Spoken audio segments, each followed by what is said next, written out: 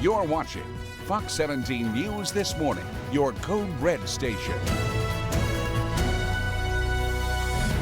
Well, now on Fox 17 News This Morning, a Fort Campbell soldier is charged with selling military secrets to China.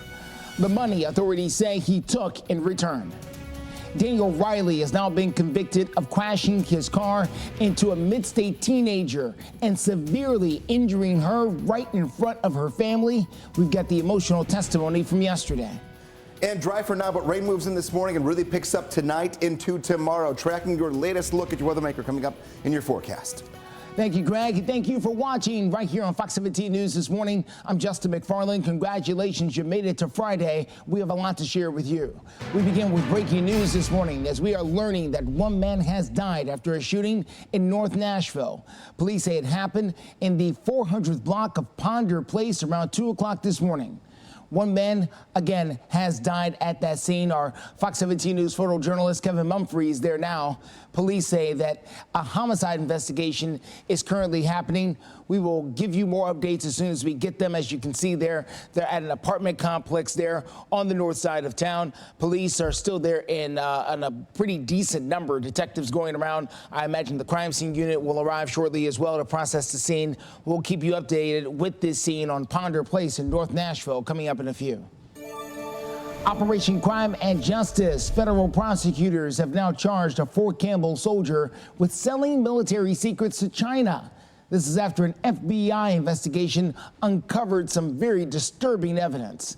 And now the Army intelligence analyst, Sergeant Corbin Schultz, he was a member of the 1st Battalion, was arrested on Thursday. He's accused of selling sensitive tactical information to a Chinese co-conspirator and accepting 14 separate payments totaling $42,000 since June of 2022.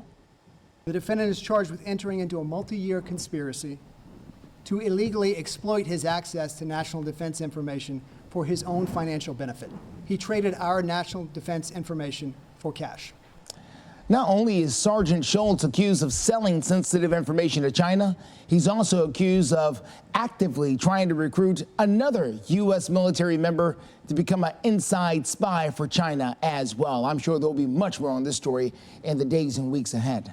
In the meantime, let's get to Greg. He's going to get you this Friday forecast. Yeah, let's do it here. You made it to Friday. We had a couple of roadblocks earlier in the week, and today not perfect, but it's gotten better, honestly. A few showers possible this morning, but rain has shifted to our south today into tomorrow, meaning the heaviest rainfall and any severe weather is going to be in toward the Gulf of Mexico, nowhere near here in Middle Tennessee. So we'll take it. Cooler but calm for the weekend. And when I say cooler, I mean cold for the mornings. The afternoon's not all that bad. Out the door this morning, showers, mainly dry, but light rainfall going to move in here throughout the morning. Any little pockets that I see, I'm going to track for you in real time. Get us going, get us moving, and make sure that we know that we're all clear when it comes to Code Red. We have needed rainfall for this weekend. Rain helps us right now. We are in a drought. We need the rain going into growing season for many of our crops. This is going to be very helpful when it comes to how much rain we're going to see. We'll call it mild this morning. We're in the 50s. Showers, though, and rain later today. I will tell you this afternoon toward the evening, we're tracking it. I will give you the latest look at future track as you're waking up here with us here on Fox 17 News This Morning, coming up in a few minutes. Steer clear traffic out there for you this morning. Let's take a quick look here at I-24. This is at the Hickory Hollow Parkway exit. As you can see there, traffic moving along without issue. We are doing just fine there as you make your drive in from Antioch and places like that. We'll continue to watch the roads here for you, let you know what we find with steer clear traffic as we're live and local with you through 9. A guilty verdict against the man who cost the Smyrna volleyball standout Janae Edmondson her legs. A jury only took a few hours yesterday to convict Daniel Riley on 4 of the 5 charges he was facing. Now, Daniel Riley is the man accused of driving the car that hit Janae Edmondson in St. Louis. The jury found Riley guilty on 4 counts and recommended a sentence just shy of 19 years in prison. Janae and her mother talked about the entire episode. They remembered the crash and they gave a very emotional testimony in court. I was talking to them saying, my mom said, don't close my eyes, I have to stay awake. And so I was just sitting there looking up, like repeating that to myself.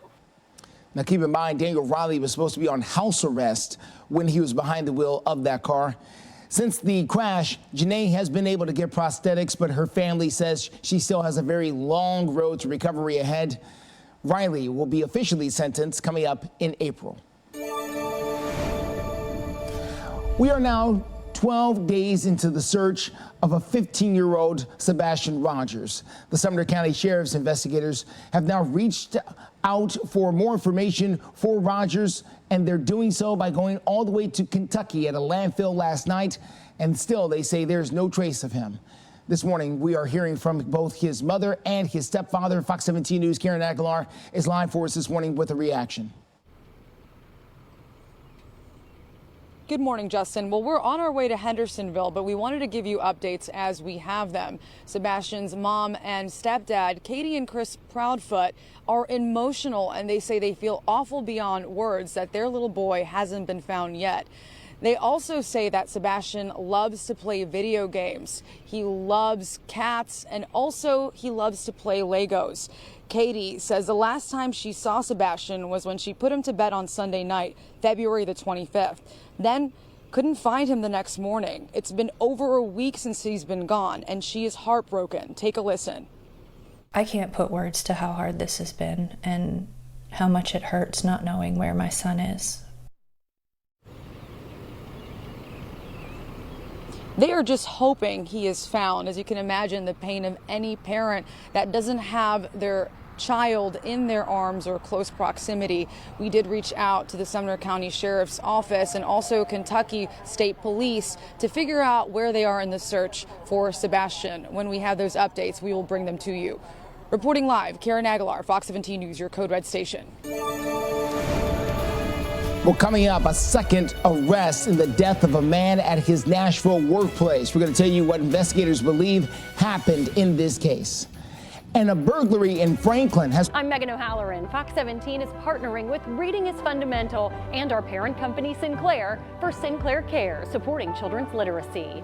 Scan this QR code to join our virtual book drive. Just $4 can put a new book into the hands of a child. Donate today. 4:09 is the time here on this Friday morning in Operation Crime and Justice. Metro Police, and I should say in this case, Coopertown Police, have now made a second arrest in a deadly shooting that happened last month.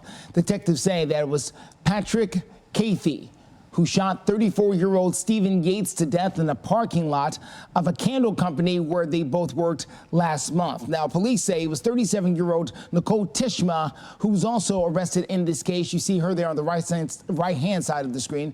Investigators believe the shooting is part of a drug-related robbery.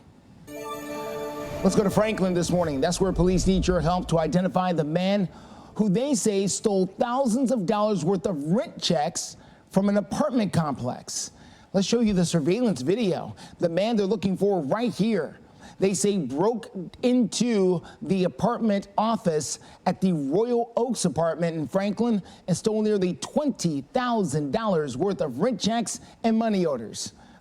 Now, the man has a distinct mark on his right side of his face. It's possibly a tattoo or maybe a birthmark. Police believe he's driving a white Mercury Grand Marquis or perhaps a Ford Crown Victoria. Both of those cars are very similar to each other. If you have any information about this, you're asked to contact the Franklin Police Department. Metro Police say a man has been arrested on drag racing charges. And it actually caused a crash that happened back in June that killed a motorcyclist. Now, police have arrested 35-year-old Marcus Fortney on Wednesday. They say he was seen drag racing at nearly 80 miles per hour just before the crash that happened on Nolensville. The incident did kill a 28-year-old motorcyclist named Cal Holleran just last June. Fortney is now out of jail on a $26,000 bond. Let's get to Greg. He's standing by with a look at your forecast. And not much happening right now, but a few showers have developed. And this is the morning story for us here. A few hit and miss, very light rain showers going to pop up throughout this morning and early afternoon. Then everything changes to a much more advanced look at the radar. Katie's Kentucky. Take a look, 5 minutes. You got a little pitter patter right now. You're going to have a decent Little shower that moves in for a good half hour, 45 minutes. Just keeping you updated here as we're all waking up together here. Starting on this Friday. Taking a look at Ashland City, about 20 minutes. You are completely dry right now, and then rain will move in. Nothing heavy on the radar right now. Lightning indicator turned on. Not seeing any of that, but Future Track does show you that once we get the sun up this morning and we get toward the afternoon, things will get a little more active. The morning hours through 11 o'clock, not too worried about it. But here we go. A few isolated, decent downpours and a few isolated thunderstorms through this afternoon, and then this evening into tonight, another batch of showers and thunderstorms. But the timing and the trajectory has changed a little bit. We'll talk about why coming up in 5 minutes. Still clear traffic out there for you this morning. Let's get to I-40 at the Donaldson Airport area there at the exit. Traffic moving along there without issue. We're doing great out there so far this morning. No major crashes anywhere on the mid-state roads, and that's the way we like it here at 4 a.m. We did have some emergency road work there on I-40 yesterday afternoon, but a lot of that has been cleared up. We'll continue to watch things for you live and local through 9. Well, President Joe Biden delivered his State of the Union address. We've got more on the key topics of discussion and his promises for the future. Plus noise from several construction sites in the Gulch. And fatigue are also common. Side effects may not appear for several weeks. I didn't have to change my treatment. I just gave it a lift. Ask about Vraylar and learn how AbbVie can help you save. We are following breaking news this morning on the north side of town. That is where we are taking a live look here after learning that one man has died after a shooting took place not too far from Metro Center in the Rosen Parks area there. This is on Ponder Place around 2 o'clock this morning. Now, our photojournalist Kevin Mumphrey is there on the scene right now, where police have been very busy for the last couple of hours. They say a homicide investigation is happening. They've got crime scene tape set up. You can see some of that in the background. Detectives are trying to talk to some of the people around. We will continue to follow this scene, let you know exactly what new details arrive as we've got you covered live and local through 9. Well, let's talk about the State of the Union. President Joe Biden using the State of the Union address last night to try and convince voters that he's ready and able to serve a second term. Now, the president highlighted his accomplishments on infrastructure and manufacturing. He also used it to try and urge Congress to approve aid for Ukraine, as well as tougher immigration rules and lower drug prices. The president did not mention Donald Trump by name exactly. He just kept calling him his predecessor. Of course, the two men are set to match up in November for the run at the White House. The president, you can see him right there posing for pictures, during his speech says that the former president was a threat to democracy. My predecessor and some of you here seek to bury the truth about January 6th. I will not do that. This is the moment to speak the truth and to bury the lies. Here's the simple truth. You can't love your country only when you win. The Biden also blasted Trump's remarks regarding NATO allies and his actions that led to the reversal of Roe versus Wade. Many Republican lawmakers were not enthusiastic about the speech at all. I think the president is really out of touch with where mainstream America is. So many of the points that he tried to make were to propose solutions to problems that I believe he created. The speech is happening against the backdrop of a potential government shutdown if issues cannot be resolved by later this month. An update now to late night construction that's been disturbing some of the people living in the Gulch. Now, Metro Council approved a new ordinance last night saying that construction is permanently restricted in the Gulch between 8 p.m. and 6 a.m. year around. That bill will go into effect coming up on May the 1st. Until then, the noise may be continuing. They got another 6 weeks or so. Let's talk to Greg. He is standing by with a look at your forecast here. And Greg, we know that the rain has been a part of our week. Is it going to be part of our weekend? It will be part of half of our weekend. But honestly, things have gotten better. Overnight, looking at things waking up this morning, we're looking a little bit better. Rain shifting to the south People for most of it. depending on you, man. So a couple of showers going to be out there today, but not as prevalent as it looked 24 hours ago. So we'll take it. Any little improvement we can have to our plans for a weekend, I'm all for it. But here comes the rain. But rain really is a good thing for us when it comes down to a drought that we are in. We need this rainfall. It's been great so far this week. No severe weather. Thunderstorms have been very minimal, but the rain helps us work through that as we go into the growing season. Walk through it with an umbrella, though. Make sure you have one today. Not going to be raining the entire time. I'll tell you right now, this is not an outdoor time to get some lunch. I will tell you, eat inside today and limit your time outside for the afternoon toward the evening hours. Best chance for rain. But look at temperatures, though. They're comfortable. 66 degrees at 11. 68 at noon, and then right near 70 later on this afternoon. The problem is the bottom drops out of our temperature going into the upcoming weekend. Tomorrow and Sunday, much cooler. Right now, not a whole lot on radar. A few light showers here and there, Crossville up through Clarksville and Hopkinsville, but most of us are starting off dry and relatively calm. Not much wind this morning either. 70 later on this afternoon. A few showers and absolutely sub-severe thunderstorms. If you get a clap of thunder, nothing to worry about here for today. 61 degrees tomorrow, 55 on Sunday. Daylight saving time kicks in Saturday into Sunday. Later sunsets, but earlier sunrises start in about 48 hours from right now. Still clear traffic out there for you this morning. Let's get you to I-40 at Dawson Pike. Now, I'm showing you this camera yet again because they've turned it around for me. They're now showing the airport exit there. So if you've got that early morning flight, which we know a lot of people do for spring break that is gearing up here next week, you can see traffic getting out there to the airport starting to slow down just a little bit. We're going to continue to keep you covered. We know they're expecting high volumes of people out there at the airport for spring break over the next couple of weeks. We'll follow things for you, let you know we'll be fine. Steer clear traffic, live and local through 9. Well, Sweden is now officially joining NATO, ending decades of neutrality for the country. The Swedish Prime Minister formally handing over the documents needed to the United States State Department just yesterday. Now, Sweden applied to join following Russia's invasion of Ukraine. The Secretary of State, Anthony Blinken, calls this a historic moment. Fundamentally, our alliance is now, as I said, both larger and stronger than it's ever been. And we see again and again and again that everything Putin sought to prevent, he's actually precipitated by his actions, by his aggression. Sweden's prime minister was a guest of honor for President Biden at the State of the Union address last night. Well, coming up, Nashville took on Miami at Geodis Park. The performance from one standout wearing gold and some messy moments as well. 4 Harleys. Now, buy 2 windows, get 2 free. No money down, no interest, and no payments for 24 months. Window Nation, the perfect fit.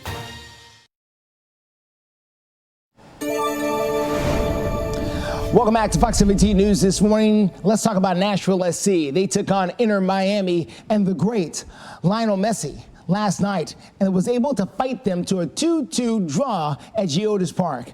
Let's get out to the park. You can see the game's performance was really brought on by Jacob Shacklesberg, who scored both goals for Nashville. Of course, the great Lionel Messi was also involved. He was able to score one of Miami's 2 goals. Nashville SC will move on to play Florida next week. They'll move on down to Miami to play Inter Miami yet again to see who wins the series. Just before the match, by the way, Nashville SC announced that they are extending Hani Mukhtar's contract. The former MVP will be with Nashville SC through 2026. Let's talk hockey. The Nashville Predators back on the ice hosting the Buffalo Sabres last night at Bridgestone Arena. And after saying goodbye to their 8-game win streak, the Predators looking to get another one going. And they did so with a hat trick from Philip Forsberg. What is a hat trick, you may ask? Well, that's when one player scores 3 goals. And Philip Forsberg was able to do that. 2 of those goals came in the third period. The Preds came out and beat the Sabres 4-2. Final score there at Bridgestone Arena. That is Philip Forsberg's 9th hat trick of his career. A very nice accomplishment for him as Nashville SC, the Predators in this case, as the Predators look to remain in the playoff race. Their next game is taking on Seattle, coming up here very soon. Columbus. They are at Columbus coming up on Saturday. The Columbus Crew, yes. Time right now. No. The Blue Jackets. Oh, you're right. I went back to soccer just like you did, Justin. It is Friday at 4:25. We're working through this all together. Stay in our lanes. I tell you, take a look right now. Doppler radar, nothing to worry about. This has really changed here overnight into this morning. I've got a lot of new things for you, and they're all good. Our rain chances, our rain timing, everything has kind of sunk to the south here overnight into this morning. There will be a few showers that I do track for you here throughout the morning, but right now we're relatively dry. You can take a look at the Code Red weather app right there. Go ahead and scan that QR code, go to the App Store. You do want it this evening into tonight. If you're trying to make, a dinner of tonight, you're going out, you have any plans that involve anything that's not just sitting on the couch and hanging out, well, you need to know what's coming your way. That's a good way to do it. Taking a look here, weekend outlook, 61 degrees tomorrow, 55 degrees on Sunday. We are going to be cold Sunday morning and Monday morning in the 30s. Keep that in mind. Also, the clock change. So the sun rises later on Sunday and Monday. Keep that in mind as well. 4:26 is the time. Let's get a quick look at steer clear traffic out there. We continue to follow that exit at the airport, I-40 at Donaldson Pike.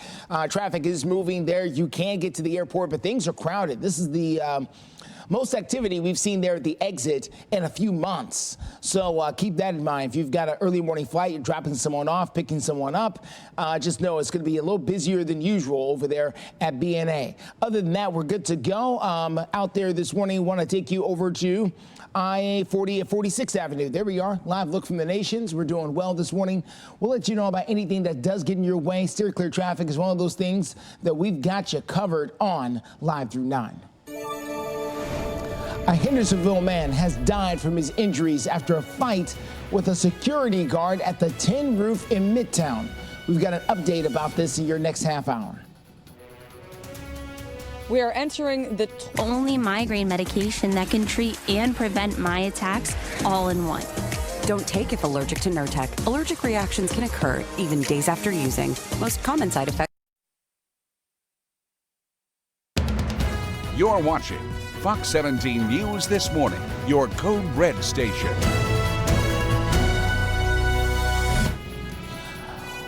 Coming up on Fox 17 News this morning, we're taking another look at the tragic plane crash that claimed the life of 5 people in the Mid-State.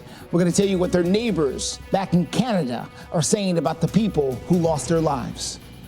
Changing the way you party in downtown. The debate over a bill that would reduce the number of transportainment vehicles allowed to operate is still a hot topic of discussion. We're going to tell you why this is receiving some pushback now from state leaders. Greg. Most of us drive, but rain does pick up this afternoon toward this evening. Planning your weekend coming up in your Code Red forecast. All right, Greg, thank you so much. And thank you for joining us here on Fox 17 News this morning, just after 4:30 here on this Friday, March the 8th. Congratulations, you made it. I'm Justin McFarland. We do want to update you about a heartbreaking plane crash that killed 5 members of a family that happened on Monday in West Nashville on I-40. According to authorities, a family from Canada was traveling down, and they are the ones who lost their lives. We are hearing 911 calls made just after that plane went down on I-40 in West Nashville. I was just driving on the telephone, and I see this plane that's going straight across my car, and it's in a field and it's on fire. Right here, here it is. Here it is. The plane is here. We're right by the crash. No one. Here it is. Okay, I understand. We're getting help. We're getting help for you immediately. It's totally on fire. We can't get near it. Oh, boy. Well, the family's rabbi from their hometown there in Toronto is telling the Associated Press that the family involved here, Victor Dashenko, was a generous person and that he and his wife, Rima, were great parents to their children, David, Adam, and Emma. The mayor of King Township there in Canada saying in a statement that their deaths are heartbreaking and devastating for their small town. The NTSB preliminary report on this crash will be out in about 9 days as this wreckage has been moved to Springfield, Tennessee for more analysis. We are following breaking news this morning after we have found that one man has died. This is after a shooting took place over in North Nashville. Happened around 2 o'clock this morning around the 400th block of Ponder Place. It's near the Metro Center area there just off of Rosa Parks. Our Fox 17 News photojournalist Kevin Mumphrey on the scene there, along with authorities. Again, the shooting took place around 2 o'clock this morning, and now police say this is a homicide investigation. They got the crime scene tape up, and investigators, you can see them there huddled, talking to each other after talking with several people there in the area. What needs to happen next is a crime scene investigative unit needs to get there. They need to take pictures. They need to check for evidence. That's going to be a process. Normally it takes a few hours. So again, this happened around 2 o'clock this morning, which could mean they could be out there a few hours more there on the north side of town. As soon as we get more information about the victim in this case and perhaps who police are looking for, we'll let you know.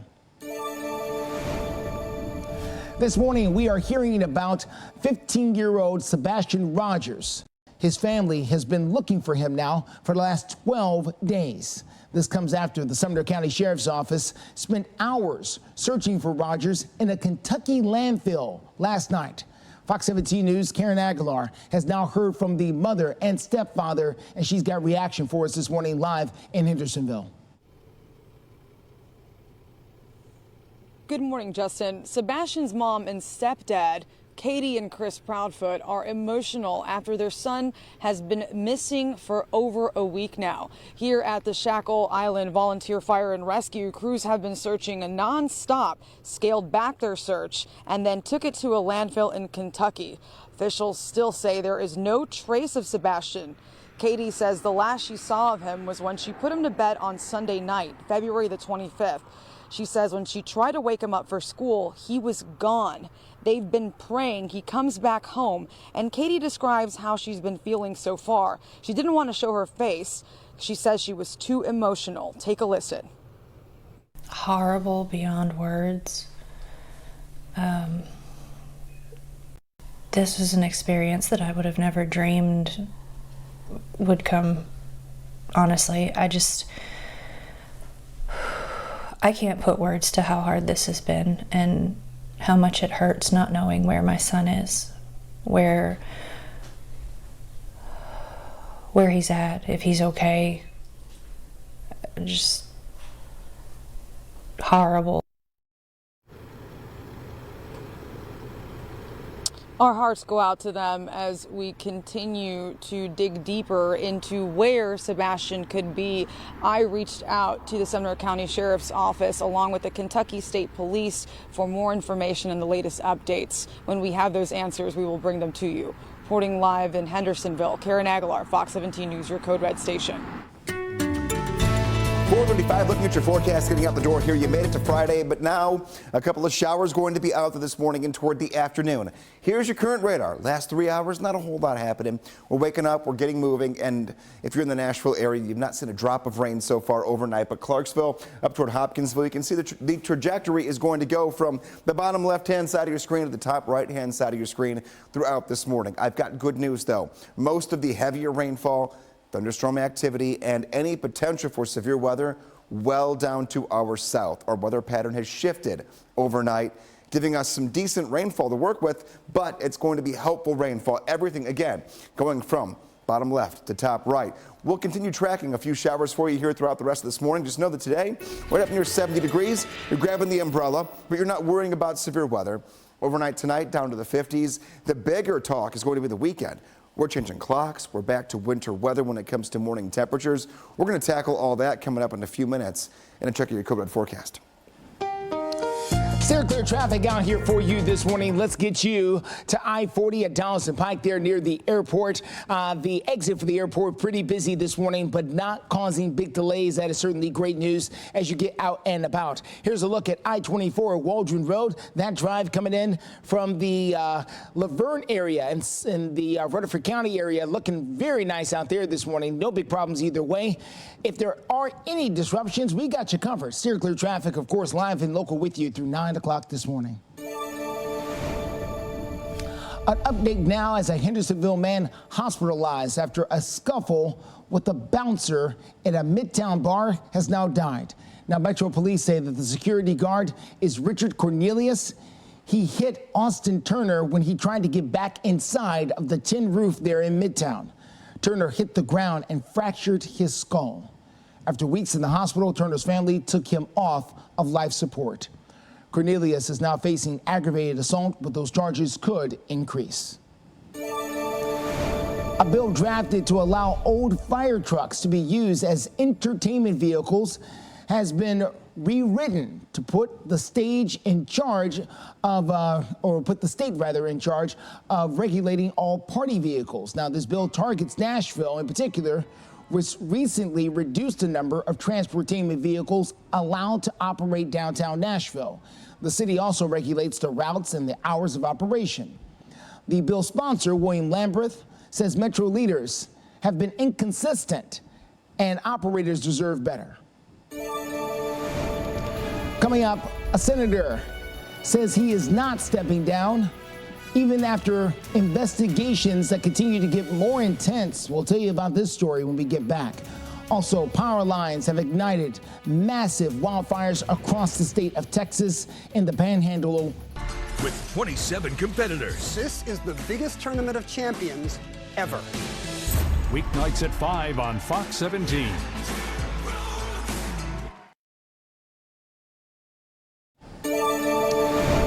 .40 is the time. The embattled Senator Bob Menendez is now refusing to step down despite facing new charges related to the alleged year-long bribery scheme. Senator Menendez, after this third indictment, are you considering resigning? No. Thank you. What about running for re-election? That's another question. When will you make that decision? When I decide, and everybody will know. Thank you. Thank you. When will you make that decision? When I decide, that's when. The New Jersey Democrat, as well as his wife, are accused of accepting bribes in exchange for political influence. They are scheduled to go on trial coming up in May on a variety of corruption allegations. Senator Menendez, who is from New Jersey, says that he denies any wrongdoing in this case, and he is vowing to try and prove his innocence. We have got new clues into what led to that massive wildfire that has been scorching parts of the Texas Panhandle now for many days. The Texas A&M Forest Service says that power lines likely caused the blaze. Now, Xcel Energy, provider in Texas, is acknowledging its facilities have been involved in the ignition, but disputes the claims that it was negligent. The exact cause of the blaze is still unclear. The region is still recovering from these wildfires, which have burned more than, 1,500 square miles and now have expanded into Oklahoma. At least 2 people have died from these fires and hundreds of structures were destroyed. 442, a quick look at your forecast. Not much happening right now on radar. A few little sprinkles here. Clarksville, Hopkinsville, Centerville, out toward Crossville. Nashville itself, not seeing anything happening just yet. A few showers will track into the area, though, going late today into the overnight hours. So here's the morning toward the afternoon, up near 70 degrees right now. Your current temperatures right side of your screen are in the 50s. Beautiful way to start the day, but here is 2 p.m. 2 p.m. goes throughout this evening. The more south we get, the more rain we have, but the afternoon and evening hours into tonight will bring in a few showers and thunderstorms. No severe weather, but some much needed rainfall. We'll look ahead towards your weekend. A big cool down coming up in the next check of your forecast. Justin? Steer clear traffic takes us over to Antioch. This is going to be I-24 Haywood Lane. You can see for yourself how traffic is flowing there in that area. We're doing fine out there so far. If anything does get in your way, we'll be sure to let you know. We got you covered. Steer clear traffic live through 9. Well, coming up, parents in Texas are outraged after a report clears police officers of wrongdoing in the Uvalde school shooting. Plus, outdoor rugs, tables, and umbrellas, all with free delivery and setup. You won't find that anywhere else. Make your outdoor space better than ever at B.F. Myers Furniture. 4:45 is the time here on this Friday morning. We are following breaking news as we have learned that one man has died after a shooting in North Nashville. Police say that the shooting happened in the 400th block of Ponder Place around 2 o'clock this morning. Our photojournalist Kevin Mumphrey is there on the scene. You can see police officers there pulling up the crime scene tape to allow another vehicle in. Who knows who that is exactly, but authorities have been there for a little while, trying to make sure that this process is now clear. They're investigating the murder of at least one person. We don't have any more details than that. This is just off of Metro Center, just off of the Metro Center area. Rosa Parks Boulevard is where we're talking about here, just behind the car dealerships. If you're familiar with the area, we'll continue to follow this and let you know exactly what we find. Well, parents are now expressing outrage following the city of Uvalde's Texas investigation into the 2022 mass shooting at the Robb Elementary School. The report finds that there were many failures that day, but it clears local police of any wrongdoing. Are these the people that you want responding to your loved ones? Guaranteed it's not. The report was presented at the city council meeting yesterday by a retired Austin police detective. Now, the presentation suggested that the officers largely followed the policy. The investigator described them as acting in good faith. Among the failures, he cites poor training for live shooter situations and lack of available equipment and issues with communication. When the officers initially made entry into the school, they made 28 attempts to use their radios to get information out to the rest of the officers that were showing up. And these were 28 attempts before they were shot at. Now, sadly, 19 children and 2 teachers were killed in that shooting. Law enforcement took more than an hour to get inside that classroom and ultimately killed the gunman. And the high cost of homelessness this morning. Metro's Office of Homeless Services is bringing local and national experts together to try to find solutions to the crisis in Nashville. Now, at the Housing First Community Conference yesterday, the discussion centered around building a network of services to put people first. The program not only helps people get off the streets, but into affordable apartments with services they need on site. It's an approach successfully made in many other places across the country. With great success, I would say Houston, Dallas, Milwaukee. So city by city, there's an approach to not just start a program, but take a whole city-wide approach to get people who are chronically homeless off the street. Metro's Office of Homeless Services says that its Housing First initiative has $50 million in support from the city to get this program off the ground in Nashville. They hope to secure future funding by showing its success down the road. It is Read Across America Week, so check this out as our own Fox 17 News team has been participating. That is our own Jen Waddell. She is part of the Read Across America Week, spent some time reading to students, and it looks like everyone had a great time out there at the particular school. She's been to a couple of them out there this week. We know our own Erica Glover's also been out to a school. Oh, look at that. Oh, Mama Jen in full effect there. Almost 2/3 of 4th graders in the United States struggle to read at grade level. Fox 17 is partnering up with Reading is Fundamental and our parent company, Sinclair Broadcast, for Sinclair Cares, supporting children's literacy. You can scan the QR code right there on your screen. It'll take you over to our virtual book drive. Let's talk to Greg Bobus, our Code Red meteorologist. He's got to look at the weekend weather so you can make your plans. Yeah, some decent updates here. Waking up this morning, Justin, to a better forecast. Good. Less rainfall for the weekend. Still there, but not as prevalent, so we'll take it. And it also means temperatures get a little bit of a boost for tomorrow.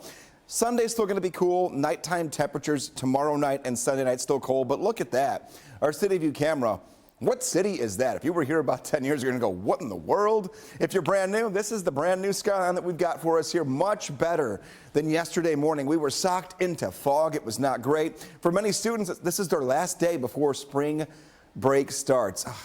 I miss spring break. Take a look here. First bell, though, a few showers going to be out there. After school is over, 68 degrees. Any after-school sports that are wrapping up before we get into spring break for many of our schools. We're going to be warm, but definitely a chance for a shower or two. Keep that in mind. Not a completely dry day, not a completely dry morning. Most of us not seeing anything yet, but a few light sprinkles are out there.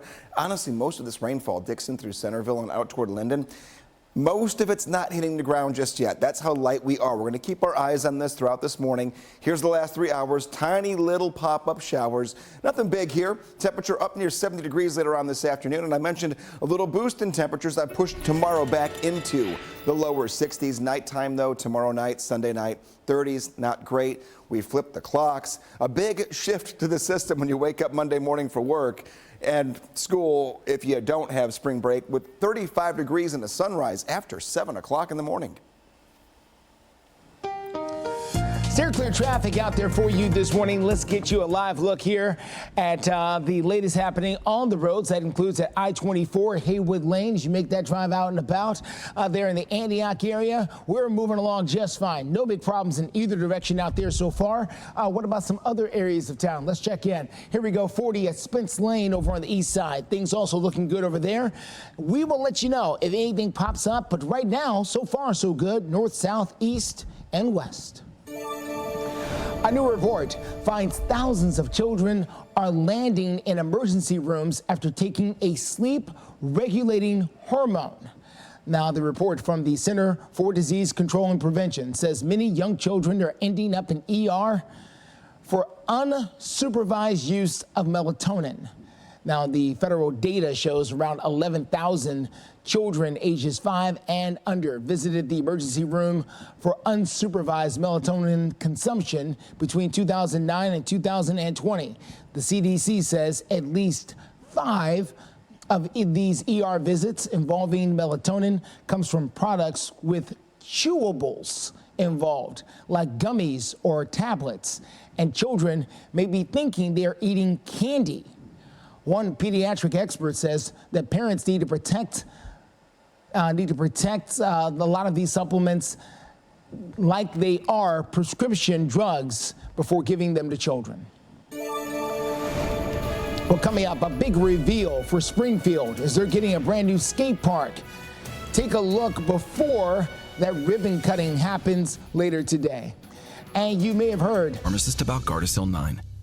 Nearly 2/3 of fourth graders in the U.S. are struggling to read at grade level. I'm Megan O'Halloran. Fox 17 is partnering with Reading is Fundamental and our parent company, Sinclair, for Sinclair Cares, supporting children's literacy. Donate today.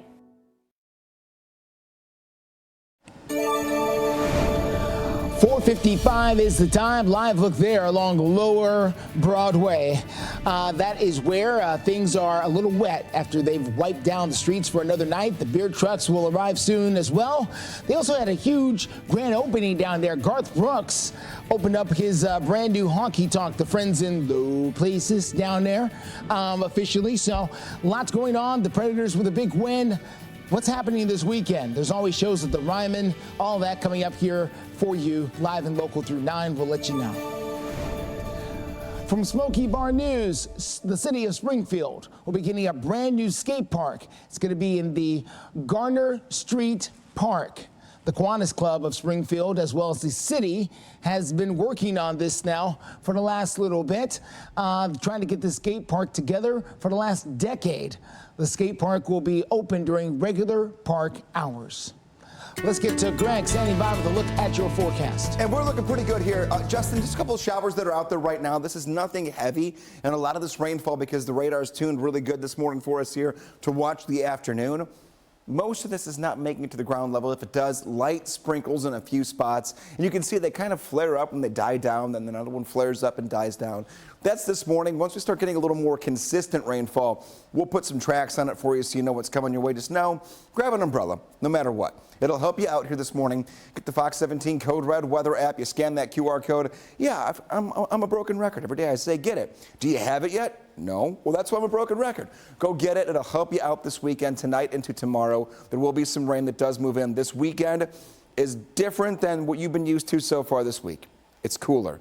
61 degrees tomorrow, 55 degrees on Sunday. Nighttime temps dive back into the 30s. I've got some information for you, though, coming up on our 5 o'clock half hour. If you think, oh, 30s, early March, we shouldn't have that. Yeah, we should. We'll take a look at our average last freeze and when we typically do see our last 32-degree day coming up in your forecast. Steer clear traffic for you this morning at 4:57. A quick look here at I-65. This is Armory Drive there on the south side this morning. We're doing fine out there as well before you make your way into Nashville, coming in from Franklin and Springfield. Franklin, Brentwood, just talking about Springfield. Franklin, Brentwood, making that drive in from the south side of town. You're doing great this morning so far. This is, of course, very close to 100 Oaks, the medical mall. If you're the person that opens up the building, if you're the first person in, you are in great shape. Getting out there this morning. We'll continue to watch things for you live through 9. Positive news in regard to RSV vaccine. Now, early data from the new vaccine surveillance network showing that the RSV vaccine is now 90% effective in preventing hospitalizations in infants stricken with RSV. The study looked at 685 infants from October of 2023 through February of this year. Now, the infants all became sick with the virus during their first RSV season. The House Energy and Commerce Committee unanimously giving the green light to move forward with legislation that could dramatically change the future of TikTok here in the United States. Now, the committee is hoping to push forward with the bill that would give the Chinese company ByteDance less than 6 months to divest from TikTok. The consequences for not divesting? Well, how about a ban from app stores in the United States? The bill has already gained a lot of support from both Democrats and Republicans, but still has to move through both chambers to become law. TikTok reacting to the proposed bill, releasing a statement saying that the legislation would jeopardize America's First Amendment rights and would hurt small businesses that rely on social media. We'll see exactly where it goes from here. A plane's flies off right after takeoff. Happened here on this United Airlines flight leaving San Francisco International Airport. You may be able to see it right there. It's one of the plane's tires fell off and hit the cars below. The plane was leaving San Francisco, headed to Japan. The plane made a successful emergency landing down in Los Angeles at their international airport. The tire landed in the employee lot and damaged one car at least there. No reports of any injuries. Of course, the FAA will investigate how did that tire come flying off a United 747. Your 5 o'clock hour starts right now. You're watching Fox 17 News This Morning, your Code Red station. Right now on Fox 17 News This Morning, selling our military secrets to China. A Fort Campbell soldier now stands accused of doing just that. What investigators right here in our backyard say he took in exchange. And a guilty verdict. This man convicted now in the crash that changed a mid-state girl's life forever. His sentence, and we hear a tearful testimony from Janae Edmondson herself. 12 days in, and 15-year-old Sebastian Rogers from Sumner County is still missing. Coming up, your reaction from his family.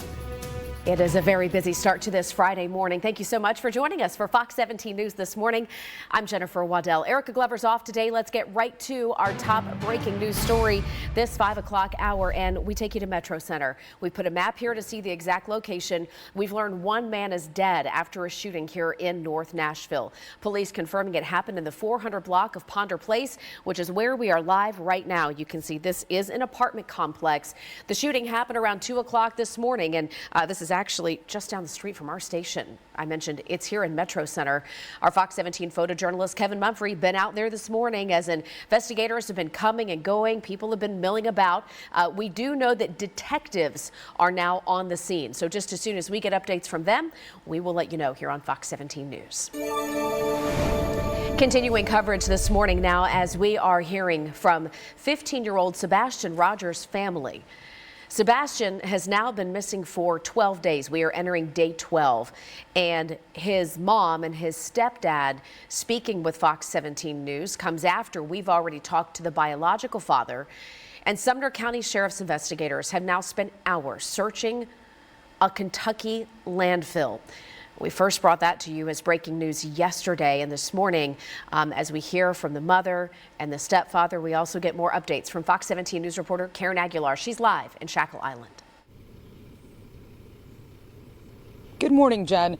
Sebastian's mom and stepdad, Katie and Chris Proudfoot, say they feel awful beyond words that Sebastian still has not been found yet. And here behind me at the Shackle Island Volunteer Fire and Rescue, search crews have been looking for him nonstop for days. They scaled back their search and then began to investigate. They took that investigation to a landfill in Kentucky, as you mentioned, sifting through trash for clues, and we haven't got any word if they found anything yet.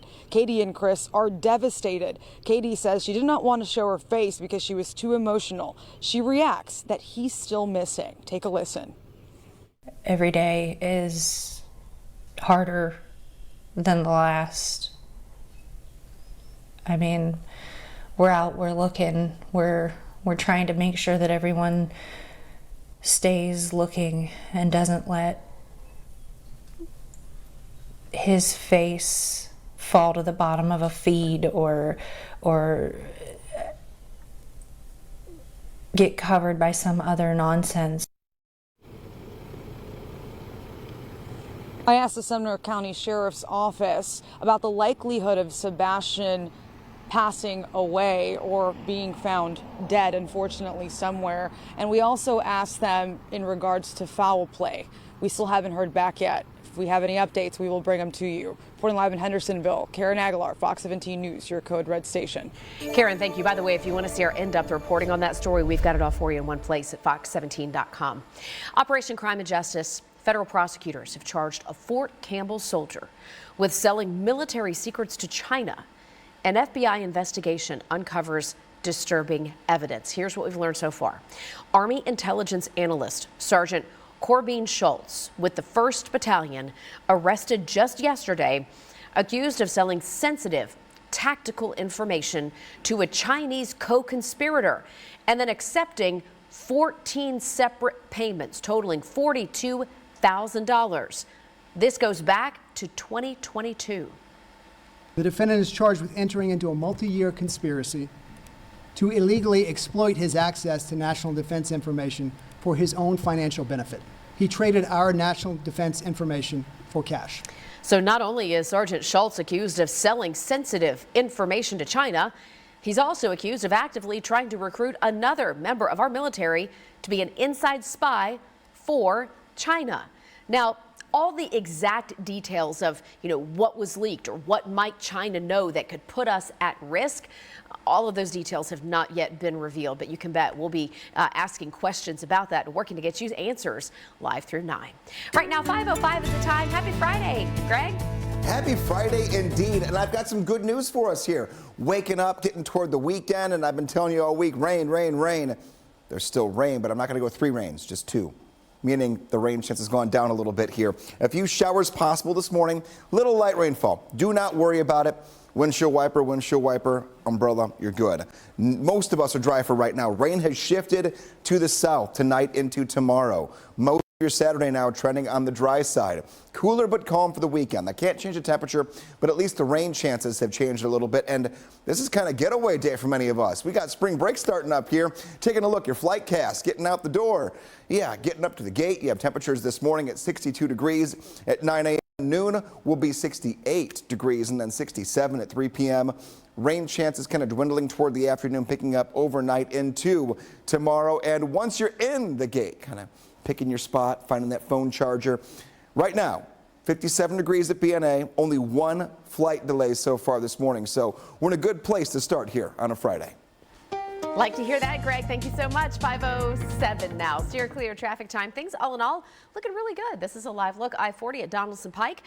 Things are quiet by the airport. I got to say, ever since the airport reopened the short-term free parking for folks, it has really helped alleviate the backups that we saw trying to get in. So kudos to the airport for that. By the way, the airport letting us know that starting today and for several days over the next couple of weeks, they do expect increased volume. So more passengers. And why? Well, because of spring break. So just passing that along as well. We have a guilty verdict this morning against the man who ended up hitting Smyrna volleyball standout Janae Edmondson in St. Louis, causing her to lose both of her legs. A jury very quickly coming to that decision just yesterday, convicting Daniel Riley on 4 of the 5 counts against him. Daniel Riley accused of driving the car that hit Janae. He should have never been in the car to begin with. He was in violation of all kinds of orders, including house arrest. The jury found Riley guilty on, I mentioned, 4 counts and then recommended a sentence of about 19 years.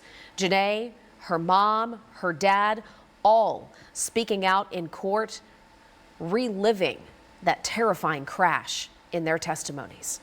I was talking to them saying, my mom said, don't close my eyes, I have to stay awake. And so I was just sitting there looking up, like repeating that to myself. Cannot imagine what that young lady has gone through. But you know what else she said in her testimony, and this stood out to me. She said the one good thing that has come out of all this is that it has renewed her relationship with Jesus. And that was her quote. Since the crash, Janae has been able to get prosthetics. You can see that in some of these pictures. But the family says she still has a really long road to recovery. As for Daniel Riley, a judge will officially sentence him coming up in April. We have a second arrest this morning in the death of a man at his Nashville workplace. What investigators believe happened in this particular case and how the 2 people on your screen here are connected. And a burglary in Franklin has police looking for whoever stole thousands.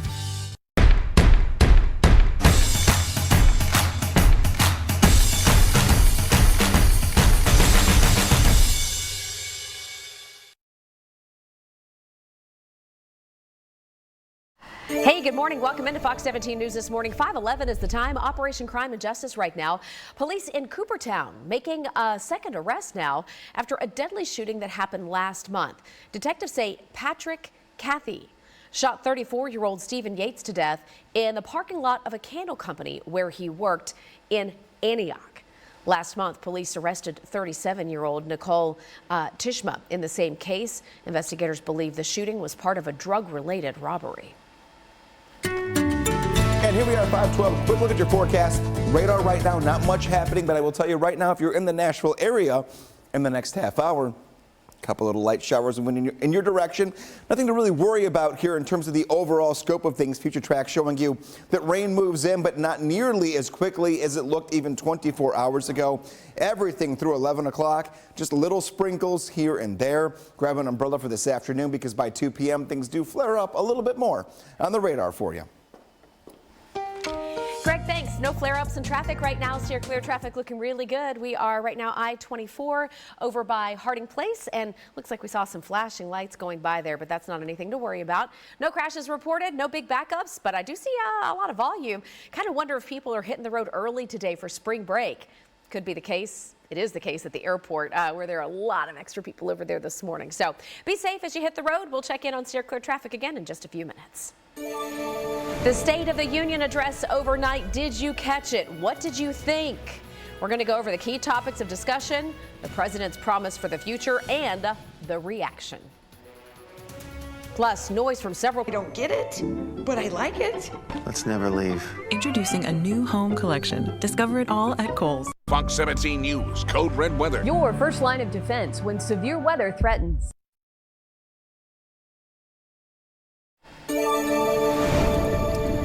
Welcome back to Fox 17 News this morning, 5:15 live look at Nissan Stadium. They've officially now broken ground right next door in the parking lot for that new stadium, but Nissan will stay in place. In fact, Nissan Stadium will continue to be where the Titans play up until the new stadium is completely finished. So they're not going to demolish the old one until after that point. Just a few things that we'll be monitoring in and around downtown Nashville as we keep you updated live through 9. Hey, the pundit said that President Joe Biden had one job last night, one job to do if he wanted to get reelected. And that would be to prove he's still fit to be in office. So many concerns about his age, about whether he's still capable to do the job. Several moments from last night, now under the microscope this morning. The president did announce, and this was the biggest headline, that he wants to put a port in Gaza for humanitarian aid. He claimed that crime is down in America and that the border is secure, but that is a huge sticking point, as numbers directly from Customs and Border Protection show a very different story, with millions more illegal immigrants here now than we had 3 years ago. Republican Senator Katie Britt, with the response from the Republican Party, arguing that Mr. Biden's moves on immigration have only made things worse. We know that President Biden didn't just create this border crisis. He invited it with 94 executive actions in his first 100 days. We can fight about fixing the border, or we can fix it. I'm ready to fix it. Send me the border bill now. President Biden calling on lawmakers to come together to secure the border, saying that a bipartisan compromise was in the works, but that former President Trump used his influence to shut it down. Police back here closer to home in Franklin say they need your help to identify a man who they say stole thousands of dollars worth of rent checks from an apartment complex. We have surveillance video of the man they're looking for right now. Watch here. He's got on a hat and a hoodie looking around at the office at the Royal Oaks Apartments.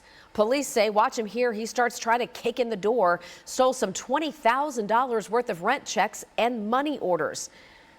There he is, kicking the door. They say that he's got some kind of marking or maybe a tattoo on the right side of his face, perhaps a birthmark. That would be something that might distinguish him from other people. Police think he's driving a white Mercury Grand Marquis or maybe a Ford Crown Victoria. They were having a hard time distinguishing between those two cars from that picture in the parking lot. But if you got details that can help, call Franklin Police.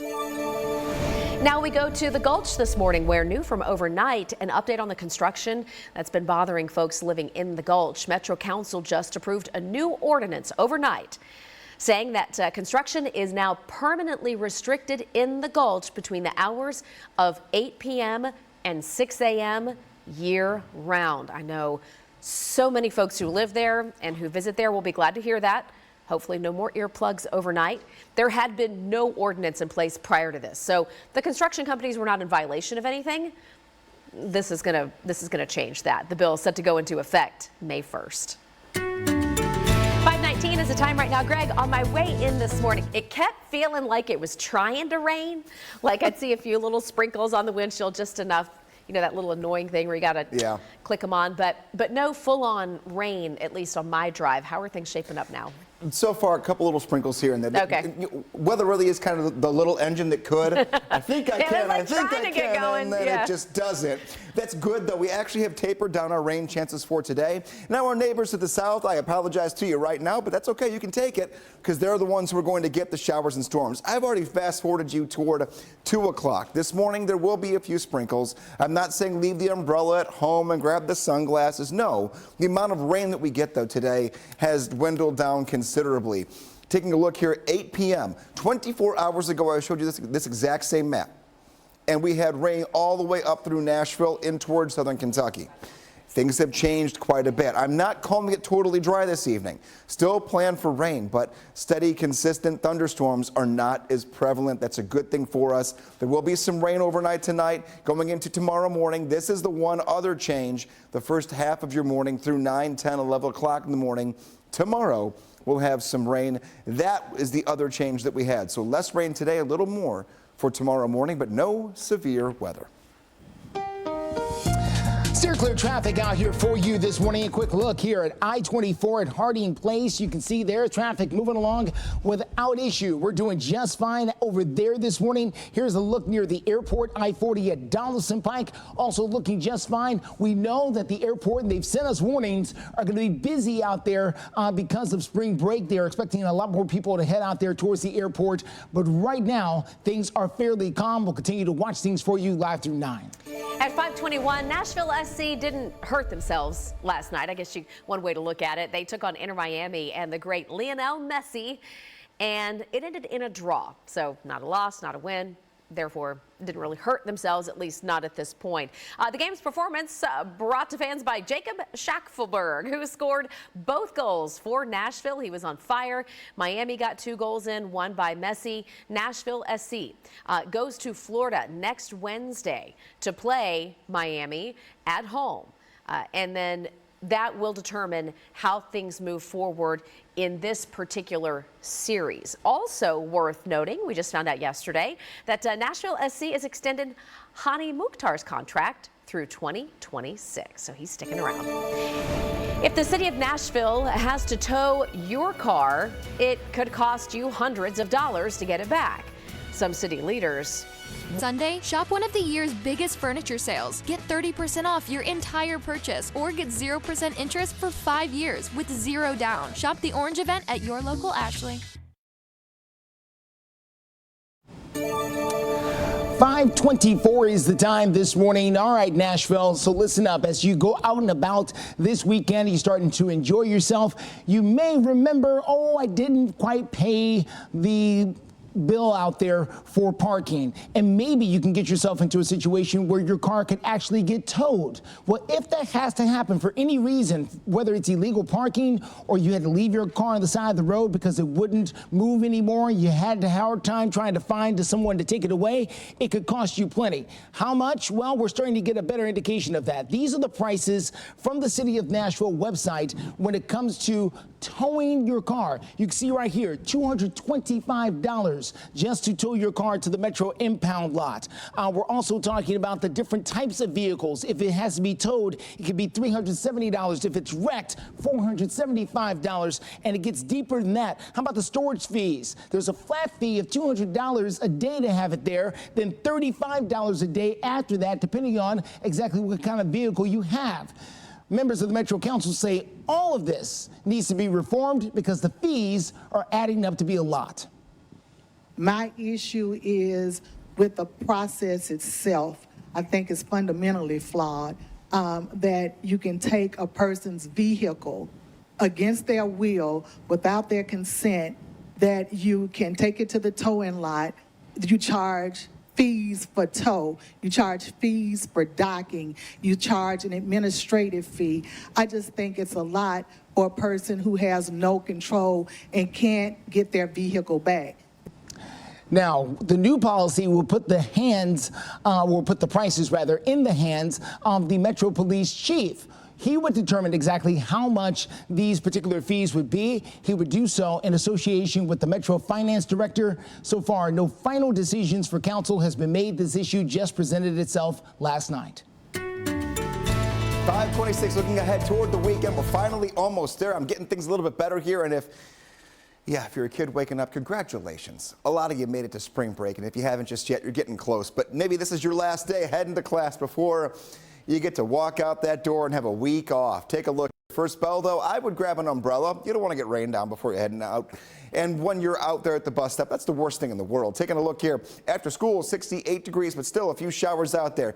Now, parents, just listen. It's not a rain out. It's not a washout. And if the kids do have evening sports, we're still looking pretty good in terms of the actual forecast. I've kind of lowered the rainfall totals, so not worried about cancellations, but we're grabbing the towels here for the bleachers. Taking a look here. Weekend outlook, first half of Saturday is a little on the rainy side. Winter, low temperature. Saturday night, Sunday night, both in the 30s. Sunday looks dry, but definitely cooler. Only in the 50s for high temps. Steer clear traffic out there for you this morning. Let's get you to I-65 at Trinity Lane there on the north side. As you can see, traffic there moving along very nicely out there. No problems. We are good to go so far out there on the road. No overnight rain, nothing like that holding you up. So good news for ththose of you coming down from Goodlettsville, Hendersonville, Madison, Millersville, any place north this morning. You're in great shape. We'll continue to watch things for you. Well, coming up, a Hendersonville man has now died after his injuries during a fight with a security guard at the Tin Roof in Midtown. We've got an update for you coming up in the next few minutes. Weeknights at 5 on Fox 17. This Fox 17 This Morning newscast is sponsored by Electronic Express. We make it happen. You're watching Fox 17 News This Morning, your Code Red station. 5:30 on a Friday, and we are clear, no fog this morning. A couple of little sprinkles out there this morning. We'll track those for you, and rain chances have gotten better for the weekend. They're there, but they've gone down. The latest in your forecast. Steer clear traffic takes us to the south side of the loop. That is I-40 at 2nd Avenue there. Things moving along fine, but is it going to stay this way? I bet not. We've got the details coming up soon. Justin and Greg, thanks. And good morning to you. Thank you for starting your day with us here on Fox 17 News This Morning. I'm Jennifer Waddell. Erica Glover is off today. Have a lot of headlines to get to here. A very busy start to your Friday. We begin right now with the breaking news updates as we are hearing from family members of Sebastian Rogers, specifically his mom and his stepdad. Now, our interview with the mom and the stepdad comes after we have already spoken with the biological father. Today is day 12 in the search for Sebastian, the missing 15-year-old from Sumner County. And in case you missed it last night, one of the bigger developments is what, if anything, investigators have found in a Kentucky landfill. They had reason to believe that they should go there to search that landfill. Fox 17 News' Karen Aguilar joining us live this morning in Shackle Island, the community where Sebastian and his family lived and where he went to school. She joins us live with all of these updates. Good morning, Jen. Sebastian's mom and stepdad, Katie and Chris Proudfoot, say that they're hoping that he just would walk through their front door. And as you can imagine, they are devastated that he's been missing for over a week now. And here at the Shackle Island Volunteer Fire and Rescue crews, as you might remember, had been searching non-stop for days. Right here in this parking lot, we saw it filled with cars and officials going in and out of those doors behind me, trying to make sense of things and begin that search. Eventually, they did have to scale it back, and they've moved to the investigative phase. That investigation took them to a landfill in Kentucky, as you mentioned. They were sifting through trash, looking for clues. But at this moment, we haven't gotten any word if they found anything yet. Katie and Chris did not want to show their faces because they say they were too emotional in an interview we did. They have a message for Sebastian. Take a listen. We love you and we miss you and we want you to come home. And just know that we all care about you so much. Your puppies miss you, your family misses you, I miss you. Just come home. Powerful words. The family of Sebastian, along with the community, wants him to come home or find out where he is. I reached out to Sumner County Sheriff's Office to find out where they are in their investigation and what came out of their search of that landfill in Kentucky. I also reached out to the Kentucky State Police for the same questions as well. When we have those answers, we will bring them to you. Reporting live in Hendersonville, Karen Aguilar, Fox 17 News, your Code Red station. Karen, thank you. Now, we do have this. The Sumner County Sheriff's Department did send us an update from yesterday saying, and I quote here, there is no specific information that indicates evidence related to the search for Sebastian may be there, referring to the landfill. Rather, it is an investigative precautionary measure to eliminate possible options and questions. Again, that was the quote from the Sumner County Deputy Sheriff there. Just as soon as we get word of any new information, we will be bringing that to you. We know that this is a story that many of you are deeply vested in, so keep it here for those updates live through 9. 5:34, taking a look at your code red forecast, and we'll use a few quasi-music lyrics here. Kind of there, but kind of not. Here comes the rain. Now, not a ton of it. It's moving in, though. We'll see a few showers, a few light sprinkles, but rain for us back home really is a good thing. We need it here. We're in a bit of a drought, and I'll walk through it with you as long as you have an umbrella. If you get the references, excellent. If you don't, a quick Google will help you out here at 5:34. Taking a look, rain, but we can have a little fun with it because it's gotten so much better. No severe weather, but a few showers this morning, light sprinkles. Grab the umbrella. No, you might be using the windshield wipers. Most of us are seeing nothing here. This is not one of those mornings where big clusters of showers or thunderstorms are on the radar. It really is very light at best in some spots that are out there. Nothing to worry about when it comes to our code red threat level. We are all clear. Needed rainfall for the weekend and our drought, but however, we'll track what moves in and could be inconvenient for tonight and into tomorrow. Coming up in the next check of your forecast, we'll also keep our eyes on the airports when it comes to delays in areas across the country. Spring break's up. Still clear traffic out there for you this morning. Let's get a good look here at I-40 at White Bridge Road as you make that drive out there this morning. We've only got a couple of trucks taking a little break there on the shoulder of the road. Nothing like what we normally see here, where sometimes it could be 10 to 12 trucks sleeping out there on the shoulder. Not seeing that right now. We just got a limited amount, so that's certainly good news. Other than that, we're accident free out there on the roads. If something changes, we'll let you know live through 9. Justin, thank you. 5:36 right now. We have an update as a Hendersonville man who ended up in the hospital on life support has now died. All of this after a bouncer at a Nashville bar hit him, causing him to fall, according to police. And that's what left him with those, as we now know, deadly injuries. Metro Police say the security guard in question here is Richard Cornelius, and police, as I mentioned, say that Cornelius hit Austin Turner when Turner was waiting for a ride share and tried to get back into the Tin Roof Bar. After the initial punch, Turner hit the ground and fractured his skull. After several days in the hospital, Turner's family took him off of life support and he passed away yesterday. Cornelius faces charges of aggravated assault, but those charges could be upped. We are waiting to hear from investigators as to those charges. We've got folks trying. Can you believe this? Saturday at 1:30 on Fox 17. This Fox 17 This Morning newscast is sponsored by Eurostone. Good morning and welcome back into Fox 17 News this morning. We're glad you're here. In the high cost of homelessness right now, Metro's Office of Homeless Services is bringing in local and national experts trying to find solutions to the crisis here in Nashville. At the Housing First Community Conference that just happened yesterday right here in Music City, the talk centered around building a network of services to put people first, as they put it. The program, they say, would not only help people get off the streets, but into affordable apartments with the services they need on site. So whether that's rehab, whether that's, mental health experts, overall health checks, that kind of a thing. It's an approach that's been successful in other cities across the country. With great success, I would say Houston, Dallas, Milwaukee.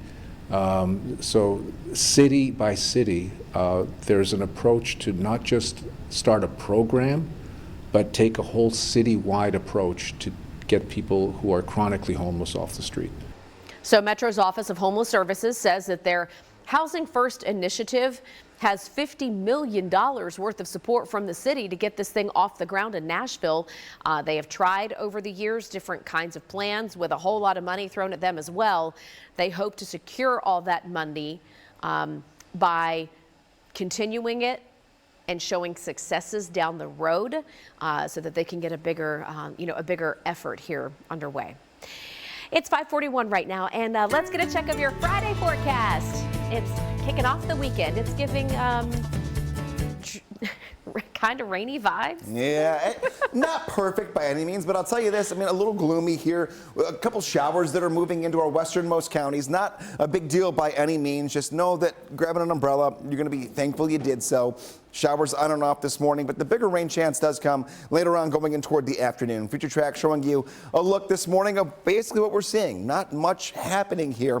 A few little specks of green through 11 o'clock, and that is it. Afternoon hours, though, a few little yellow areas popping up.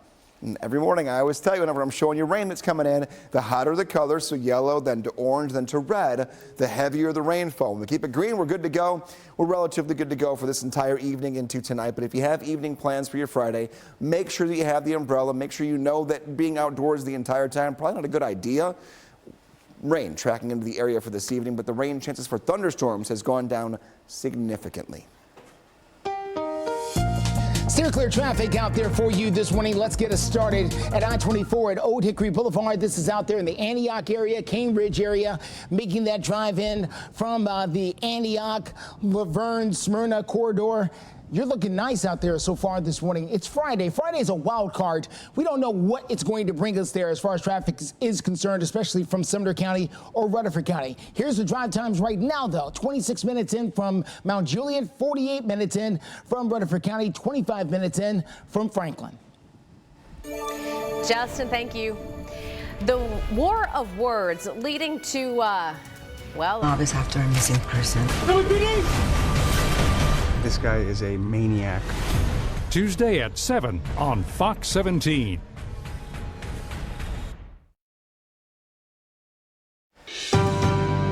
Crisis in the classroom over a heated exchange on the State House floor. Tensions over the education bill very high, and boy, did it come to a boiling point. Fox 17 News anchor Scott Couch with the latest from our Tennessee lawmakers. Universal school choice is easily the most contentious issue of this legislative session. It was passed by the House Education Committee this week after a 4+ hour session in which Democrats say the House leaders violated their own rules by failing to get 2/3 support. You're not seeing a groundswell of support in any community in the state for vouchers. It's quite the opposite. People see that it's a scam. People see that it's going to undermine schools. And yet, we're just sleepwalking right through it. Tension over that and a refusal to support a resolution honoring recent progress by metro schools led to a nasty House exchange between Nashville Representative John Ray Clemens and Scott Sapicki of Culleoka. I didn't appreciate the offensive language that he used to describe our public schools, which are doing great things with too little resources, that deserve a lot of respect and the recognition of this body and to be honored by this body. And it pissed me off. We should all be strong enough to be able to have heated words with someone over a difficult issue or anything else, stop short of any kind of physical confrontation, and then shake hands afterwards and go forth as colleagues. Which is what happened today, but House Democrats remain hot over what they see as an education bill filled with incentives being pushed forward in spite of growing opposition. As long as vouchers are part of this legislation, it's a problem, and it's a direct threat to our public school system across the state of Tennessee in all 95 counties. Scott Couch with that report. The House education bill, which does include vouchers, will not be voted on next week, which is going to give members more time to try to talk about it. House Speaker Cameron Sexton says the House and the Senate versions of the bill are closer to an agreement than most people realize. We will be watching for those developments closely.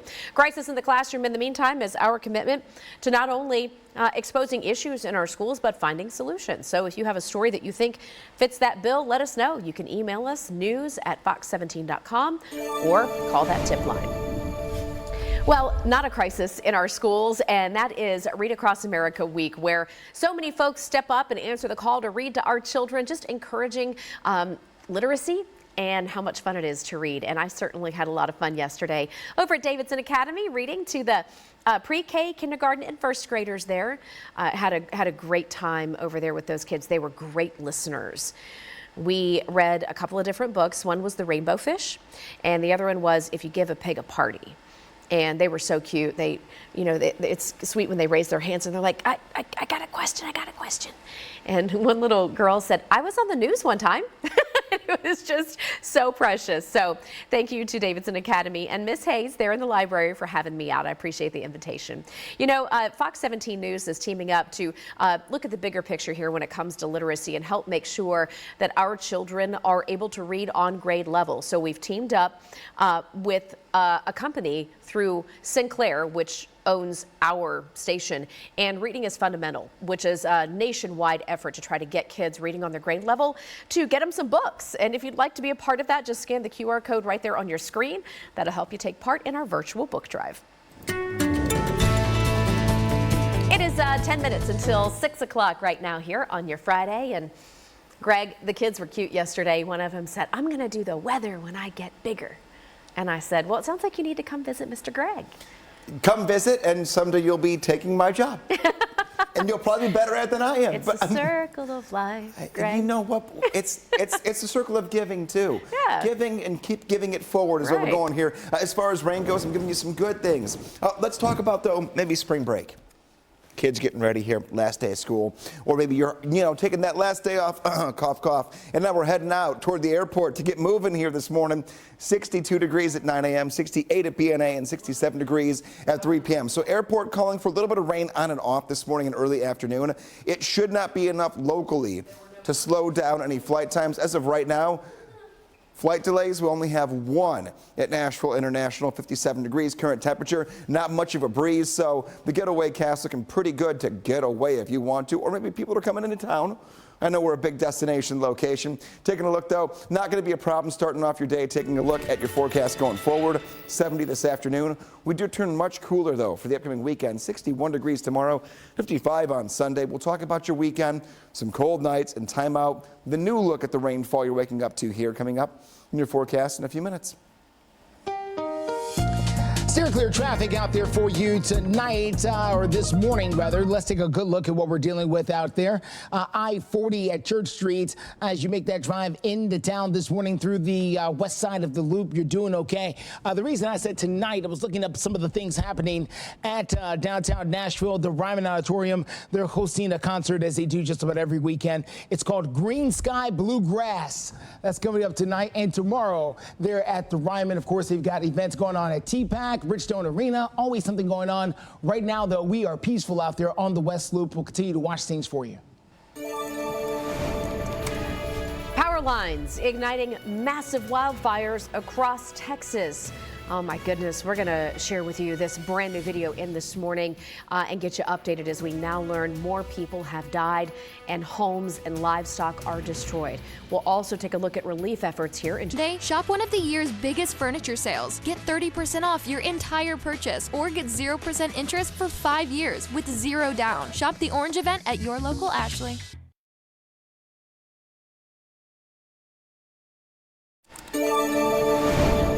Welcome back to Fox 17 News this morning, 5:55, and happy Friday to you. This morning, a little bit of a mixed bag in the weather department, but the good news, not as foggy as we saw yesterday.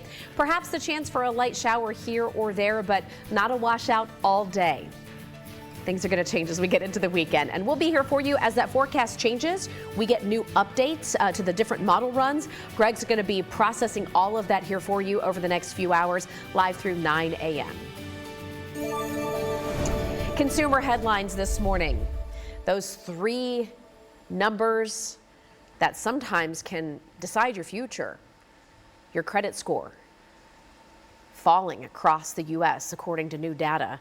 Analytics company FICO reporting the average FICO credit score fell to 717 toward the end of last year. That's down from a high of 718 last summer.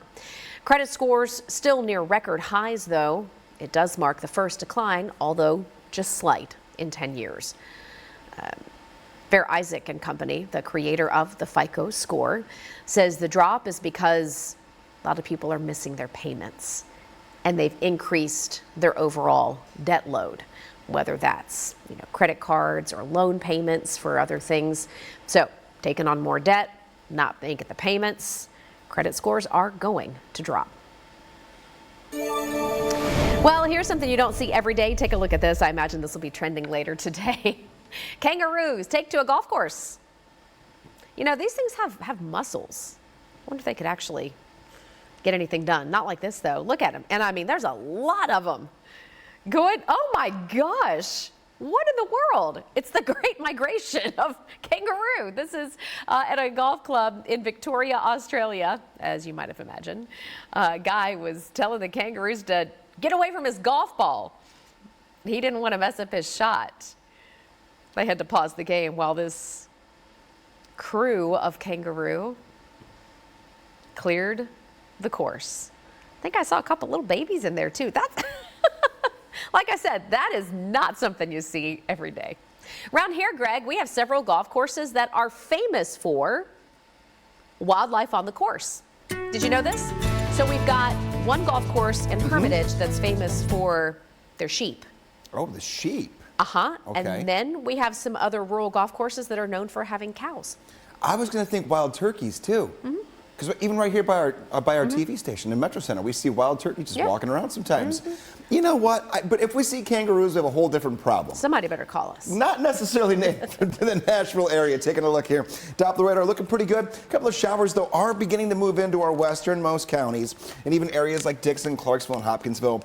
A little bit of light rainfall coming down. This is very, very light. We're not getting any lightning this morning, and that's going to continue toward the early afternoon. Our best chance for a clap of thunder is going to be getting into tonight, and even that chance has gone down. You can see everything from the bottom left-hand side of your screen to the top right-hand side of the screen is how we're moving this morning. So if you're not seeing rain right now, including the Nashville area, you could get a little sprinkle this morning, but our rain chances have gone down significantly since you went to bed even last night. 57 degrees right now.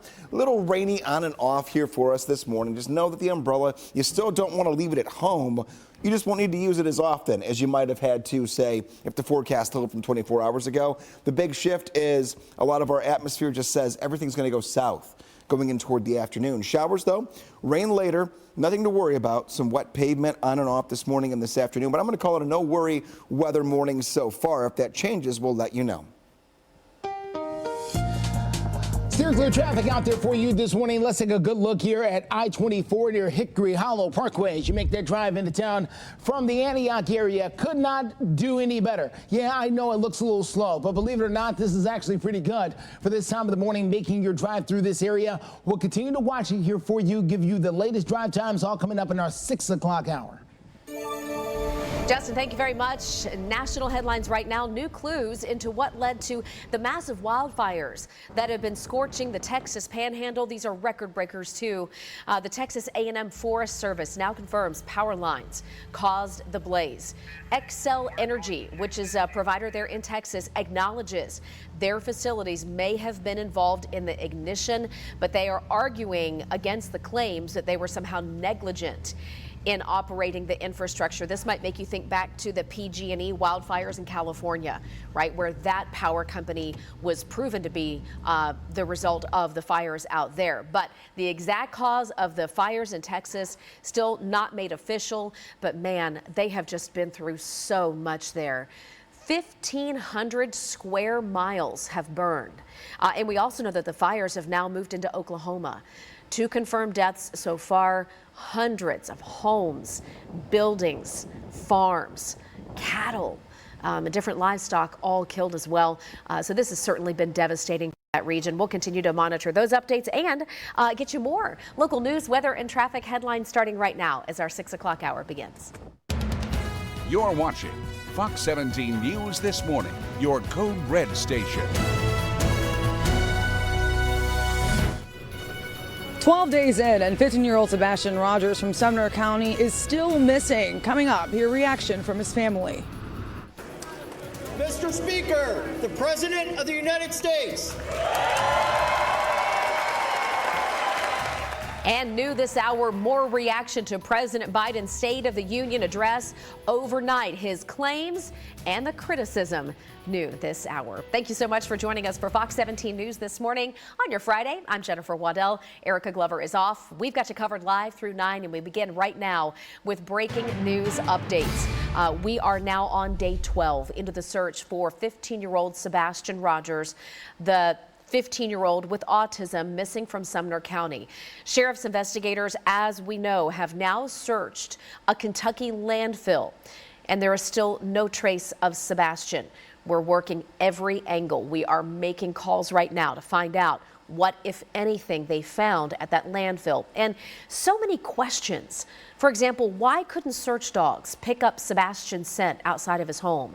Why would he leave with no shoes and no phone? Why did the stepdad say in a podcast that Sebastian would never go near a creek or a stream and didn't like to get dirty? But the biological dad said he loved being outside and fishing in the creek.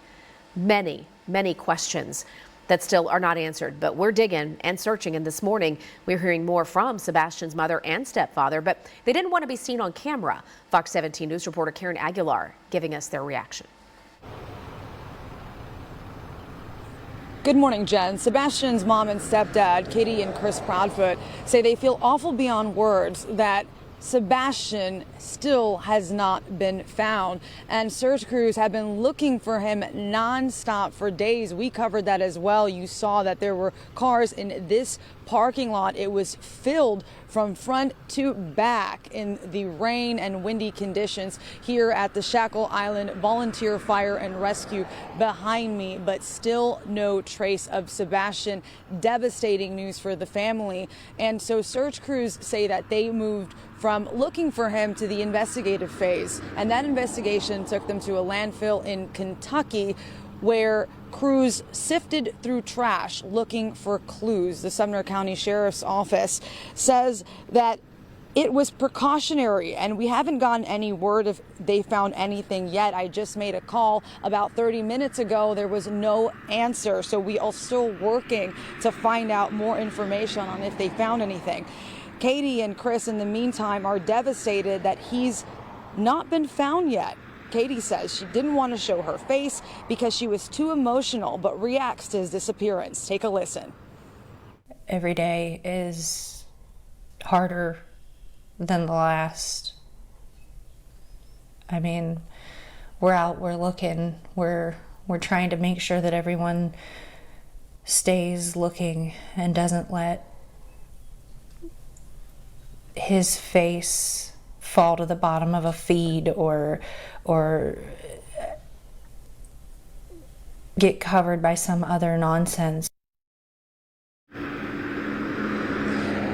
Jen, some other questions that we have are what are the likelihood that the boy may be dead, or if there was foul play as a factor in regards to his disappearance. So again, I've reached out to the Sumner County Sheriff's Office to have those questions answered. And I've also reached out to the Kentucky State Police to see how far along they are with helping the Sumner County Sheriff's Office, if at all. Reporting live in Hendersonville, Karen Aguilar, Fox 17 News, your Code Red station. I'm optimistic. I really am. I'm optimistic, Nancy.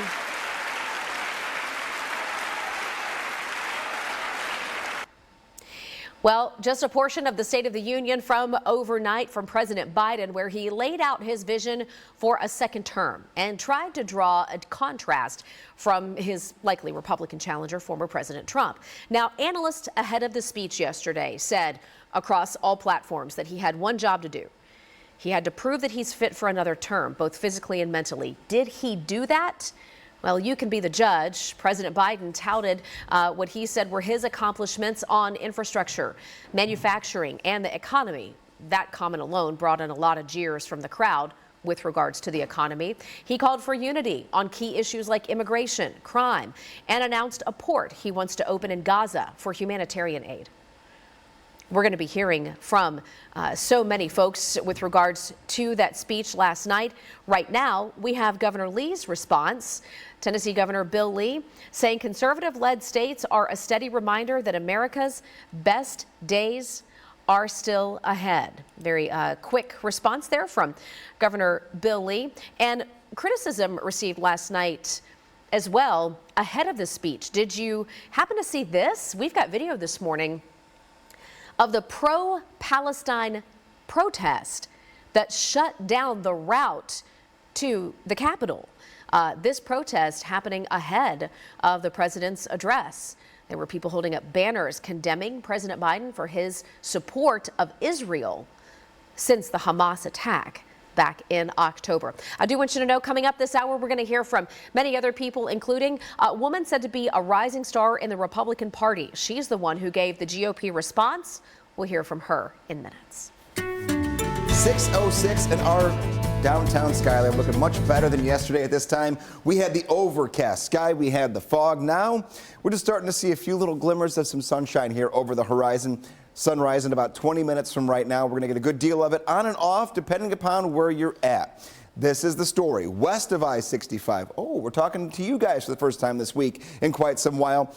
The chance for some rain coming down right now, very light. Hopkinsville through Clarksville, Dickson, even you get out toward the west side, toward Nashville's west areas here. Think 40 west out toward the Dickson area. Seeing a little bit of rain here so far this morning. Nothing to really write home about here, though. Our rain chances have gone down. We talked about yesterday morning. This morning would be very hit and miss when it comes to rain, and that's where we're at. This afternoon, things will ramp up a little bit here for us. Keep that in mind.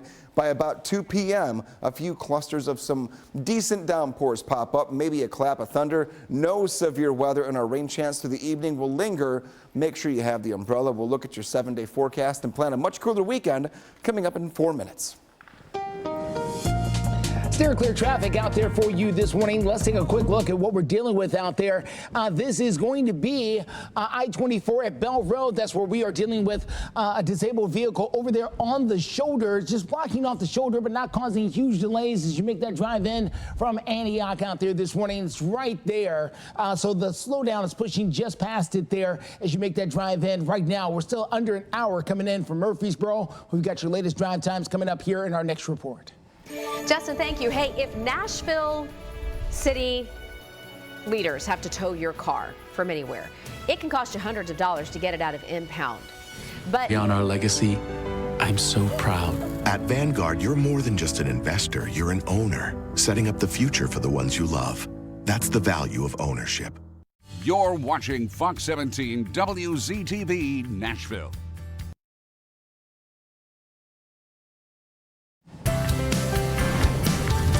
Coming up on 6:11 here on your Friday morning, if your car has to be towed by the city of Nashville to the impound lot for any reason, it can end up costing you plenty. And what are some of the reasons that your car could be towed? Well, it's right back here on their website here. If your vehicle is towed because it was in a wreck or it was abandoned, if you, for some reason, were arrested and then your car has to be towed away, if you left your car on the shoulder of the road because it was disabled and you had to do something different, it can cost you plenty. Now, the initial fee is $225 just to get your car towed. Then another $200 once it gets there to the lot for you to get it back. Then $80 a day for storage. One Metro Council member says it's all just too much.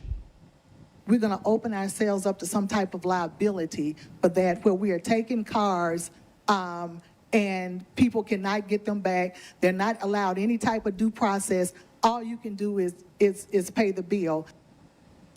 Now, the new fees that Metro wants to put together would be determined by the chief of police. This passed the second reading for Metro Council. They'll take it up again coming up in a couple of weeks. A few sprinkles here on the radar for you this morning. Nothing to worry about. Just know that grab an umbrella. You should be good to go. Rain not necessarily impacting the Nashville area just yet, but Hopkinsville out through Clarksville and Dickson. We'll have a track on this coming up for you in a few minutes, and also look ahead to a much cooler weekend. We have some 30s for nighttime temps that's coming your way in a few minutes. Circular traffic out there as we continue to follow the very latest going on there on the interstates. That includes here on I-24 at Bell Road. We've got one car there on the shoulder causing minor delays at best, though. Not causing a huge deal right now. Let's take a look at the latest drive times as promised. Hendersonville to downtown at 26 minutes. Murfreesboro at 48 minutes. Kingston Springs 25 minutes in from the west side. Efforts continue to help improve stagnant childhood reading levels. I'm Connor Hansen with a look at how parents can lead the charge coming up. Plus a Fort Campbell soldier for just $3.99 each.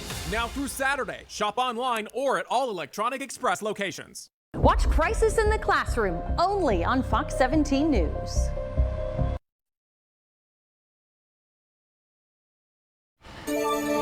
Welcome back to Fox 17 News this morning. Just about 6:15. We've got a lot of big local headlines. This one right in our backyard as the FBI is exposing what it calls acts of treason arresting an Army sergeant at Fort Campbell, accusing him of selling military trade secrets to China. Army intelligence analyst Sergeant Corbin Schultz with the 1st Battalion, 506th Infantry, faces a 6-count federal indictment and is accused of selling sensitive tactical information to a Chinese co-conspirator. Not only that, but accepting 14 separate payments totaling $42,000 since June of 2022. This included documents and information related to advanced fighter aircraft, advanced military helicopters, intercontinental ballistic missiles, high mobility artillery rocket systems, defensive missile systems, and Chinese military tactics. Sergeant Corbin also accused of trying to illegally recruit another member of the U.S. military into the scheme. Corbin is set to make his first court appearance coming up tomorrow. We'll let you know what happens. Right now, Operation Crime and Justice, a guilty verdict against the man who nearly killed Smyrna volleyball standout Janae Edmondson. She lost both of her legs as he was behind the wheel when he crashed into her, and the jury yesterday taking just a few hours to convict Daniel Riley on 4 of the 5 charges against him. We take you to the courtroom here where Daniel Riley was charged with driving the car that hit Janae, and again, finding him guilty on all 4 counts, well, 4 of the 5, I should say, and then recommended a sentence just shy of 19 years. Janae and her mother, Francine Edmondson, spoke out in court along with Janae's dad, reliving that awful crash in emotional testimony. I was talking to them saying, my mom said, don't close my eyes, I have to stay awake. And so I was just sitting there looking up, like repeating that to myself. Now, since the crash, Janae has been able to get prosthetics, but the family says she still has a long road to recovery. As for Daniel Riley, a judge will officially sentence him coming up in April. 6:17, look at your code red forecast and starting off here with the big 3 things to know leading into the weekend. A few showers possible this morning, little light rainfall, especially west of I-65, and I'm talking about very light sprinkle rainfall this morning for us here. Rain primarily tonight into tomorrow has shifted down to the south, so our chance for storms has gone down significantly. Still cooler, though, and calm for the upcoming weekend. We cannot escape the temperatures, but at least we'll escape a little bit of the rain. Taking a look here, code red threat level is in the all clear. Now, this is needed rainfall. We are in a drought. We need to catch up. We're getting into growing season for many of our crops, so the more rain we can get right now, that is not flooding rain, but this steady rainfall where it's rain, dry period, rain, dry period. That's perfect, and that's right where we're at right now. Taking a look at 57 degrees, and there will be a few sprinkles in Nashville. Keep that in mind. And also this weekend, this is your last reminder here as you go into your Saturday, that waking up Sunday morning, you might be a little shocked to the system. It always is, even though you know it's coming. 7:04 the sunrise, but the sunset on Sunday going to be 6:50 in the evening. So a very late sunset compared to what we've been accustomed to for the last 3 months or so. 70 degrees later on this afternoon with that shower and storm chances there, as we do every hour. A brand new look at future track coming your way in a few minutes, and also planning your colder weekend. I'll really dive into the rain chances for your Saturday and talk about why we're so cold, but why it's not that abnormal for this time of the year to be in the 30s Saturday night and Sunday night for this time of the year. Steer clear traffic out there. We have just picked up a brand new crash to tell you about. It's happening here on Broadley Parkway, very close to Ashland City Highway. This is a look at the scene right now. They're on the west side of town. You can see it's right after the exit and very close to the on-ramp there for Ashland City at Broadley Parkway, right there at the curve. So heads up on that. Minor delays right now. No shutdowns of lanes happening. Just watch out for it as you get out and about there in West Nashville. There's other areas of town to tell you about. We'll get to that coming up in a few. Justin, we'll see you then. Thank you. Education headlines right now. Students continue to try to make up for learning gaps as a result of all of the shutdowns during the pandemic. Fox News correspondent Connor Hansen taking a look at not just how teachers but parents can help. While many young kids are still trying to claw back from setbacks to their reading proficiency triggered by the COVID-19 pandemic, Data from the National Assessment of Educational Progress reveals reading levels over the last 2 decades have mostly remained flat. There's always room for improvement. We have most of the children not necessarily reading at levels of proficiency that we'd like to see. Academic experts from across the country are trying to implement different strategies to combat the problem, with education officials in Georgia, for instance, looking to send literacy coaches into low-performing schools. We always say universal screeners wave the red flag. Coaches can help by providing demonstration lessons, walking side by side with the teacher. But Shane Piasta of The Ohio State University says when it comes to helping kids learn to read, parents are usually their first teachers. Adding it's critical kids are surrounded with a variety of literacy materials inside the home. Whether those are children's books, adult books, magazines, newspapers in the house, seeing your grocery list. To help bolster a child's reading levels, Piasta also recommends focusing on these skills in particular. Being able to understand that print on the page is connected to sound. Meanwhile, having conversations with your kids can help expand their vocabulary, and that can also help strengthen their reading abilities. Connor Hansen, Fox News. 6:21 still to come this morning. The one time you might have a legitimate excuse for missing a rent check. Local police right now looking for this man accused of stealing thousands of dollars worth of rent checks. We'll take you to the community where that search is on right now. And a quick note of gratitude to say thank you for joining us here for Fox 17 News this morning. We are so glad to be your live local news source through 9 a.m. downtown Nashville. You won't find that anywhere else. Make your outdoor space better than ever at B.F. Myers Furniture. You're watching Fox 17 WZTV Nashville.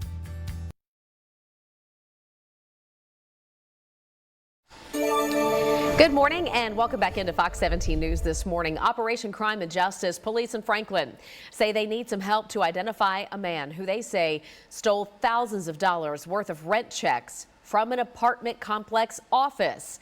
Let's watch the surveillance video here now. The man right here on your screen, we're zooming in to show you his face. He was wearing a hat and a hoodie at the same time. And watch him here. He breaks into the office at the Royal Oaks Apartments in Franklin and steals close to $20,000 worth of rent checks and money orders. The man, as you might have noticed when we zoomed in on his face, he's got a distinct mark on the right side of his face. Either a tattoo or maybe a birthmark. Police think he's driving a white Mercury Grand Marquis or a Ford Crown Victoria. If you can help, please give Franklin Police a call. Greg is working on several elements of your forecast as we get into the weekend. I wanted to share with you your school day forecast real quick. I just love this. I think this is really neat the way Greg has made this. So today, in case you needed a reminder, is Friday. It is March 8th, and by the time you get in for the first bell this morning, which for some of you will happen in about 30 or 45 minutes, you're looking at possible rain showers and about 59 degrees. Unfortunately, when you get out of school later today, you might still have to dodge some rain showers. The high, though, warming up to about 68. So if you've got after-school practice today, probably want to take the rain gear if you have it. And otherwise, stick around. We've got a deeper dive into your forecast with Greg in just a few. Clear traffic out there for you this morning. Let's get you the latest happening involving this crash on Bradley Parkway, very close to County Hospital Road, Ashland City Highway. You can see it's right there, right after exit 25, right at the entrance ramp as well. Slowing things down as you come around the corner here. We believe this was a wreck that did involve some injuries a little bit earlier. All of the emergency crews have gone other than that TDOT truck, and I'm sure they're just waiting on a tow truck at this point to get that towed out of the way. So minor delays from the west side, but nothing that is really critical overall. Just cost yourself a couple of extra minutes. Here's that drive coming in from the Waldron Road area out there in Laverne. At last check, it was still about an hour getting in from Murfreesboro, but maybe a little bit longer than that. Keep in mind, next week, spring break will start here across the mid-state, so some of these school zones you encounter today may not be active next week.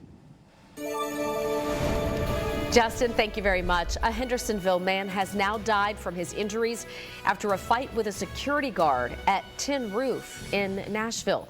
We have new updates in the next half hour. Plus, the search continues this morning for Sebastian Rogers, the 15-year-old with autism missing from Sumner County. We've been breathing this. Lots of people don't realize that mold feeds off moisture in their crawl space. But don't worry, we got this. At AFS, we'll do a home inspection for free. You're watching Fox 17 News This Morning, your Code Red station. Good morning. A live look from downtown Nashville to kick off your Friday morning. Happy Friday from Music City, USA. We've got you covered in Middle Tennessee and Southern Kentucky all morning long, live through 9. And important weather updates, especially as we get into the weekend and the start of spring break for many of you. So we'll get you all those updates here in moments. Steer clear traffic out there takes us to Bradley Parkway near Ashland City Highway.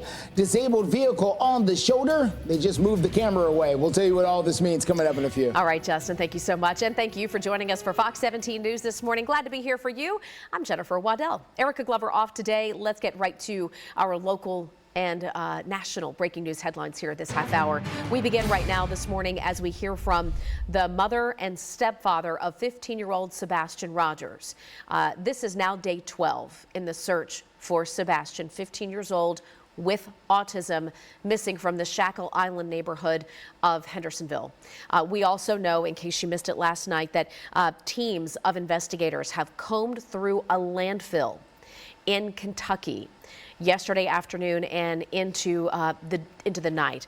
Fox 17 News reporter Karen Aguilar joining us this morning as we hear more from the mom and the stepfather. I will tell you, you won't see them on camera. They said they didn't want to show their faces. Karen joins us now to explain why.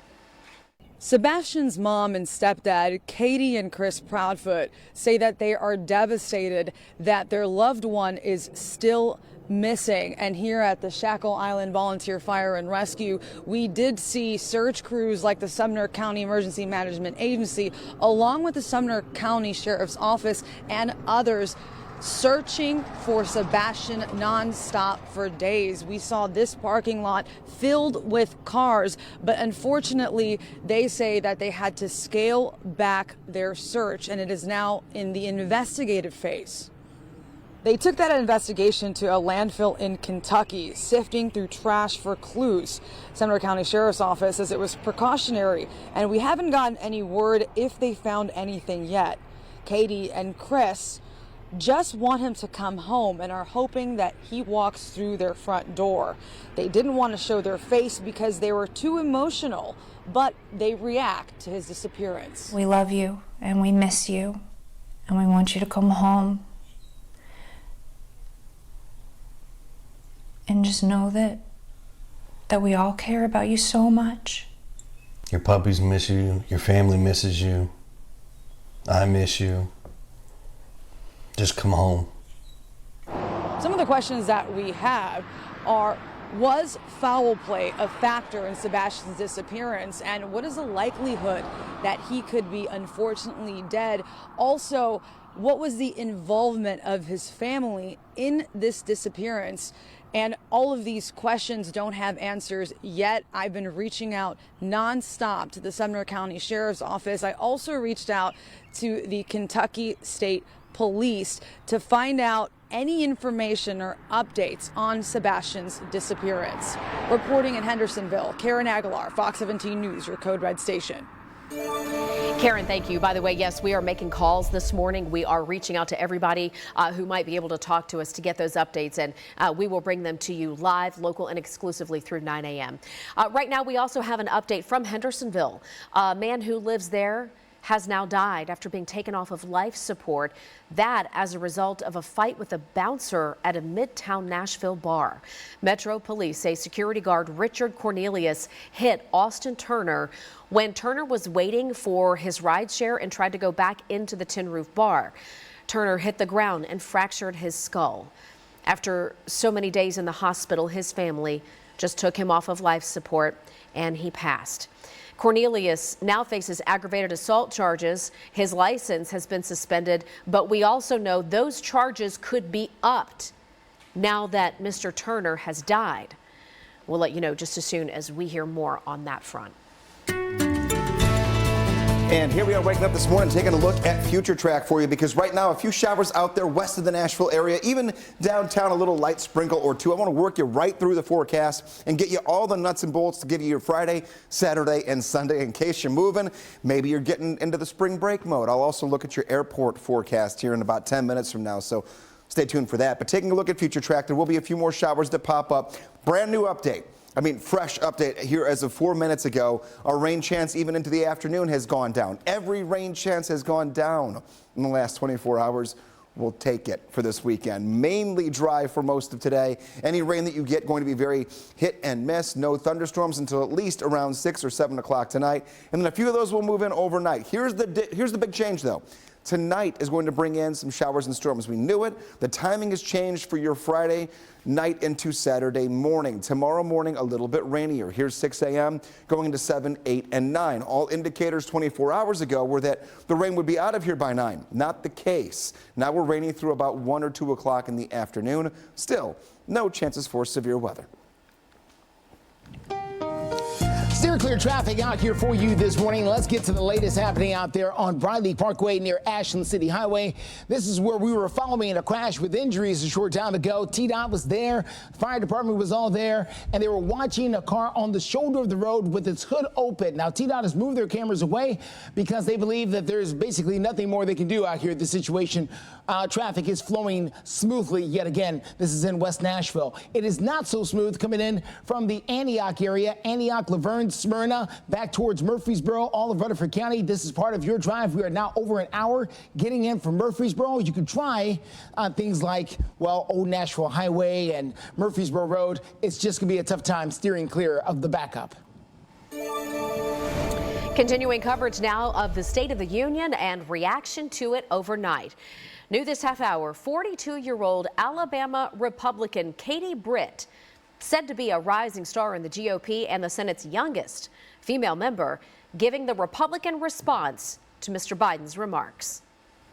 Under his administration, families are worse off, our communities are less safe, and our country is less secure. Now, that's just a portion of her response. Still to come this morning in our 7 o'clock hour, we're going to hear from Tennessee Senator Marsha Blackburn. And by the way, just want to remind you, you can sound off and let us know what you thought about the State of the Union. The story is posted right now on our Fox Nashville Facebook page. Working towards solutions and getting Nashville's homeless population off the streets and into a better permanent situation. We'll tell you the latest efforts in the heart of Nashville. And thanks for waking up with us here every weekday morning. We are your live local news source through 9 a.m. Hey, I got to give a quick shout out this morning to Austin Peay State University, the men's basketball. And stay safe. Fox 17 News, your Code Red station. Alerts, empowers, protects. This Fox 17 This Morning newscast is sponsored by Destin Fort Walton Beach, Florida. Welcome back. In your community now, in the high cost of homelessness, a problem that impacts all of our communities one way or another.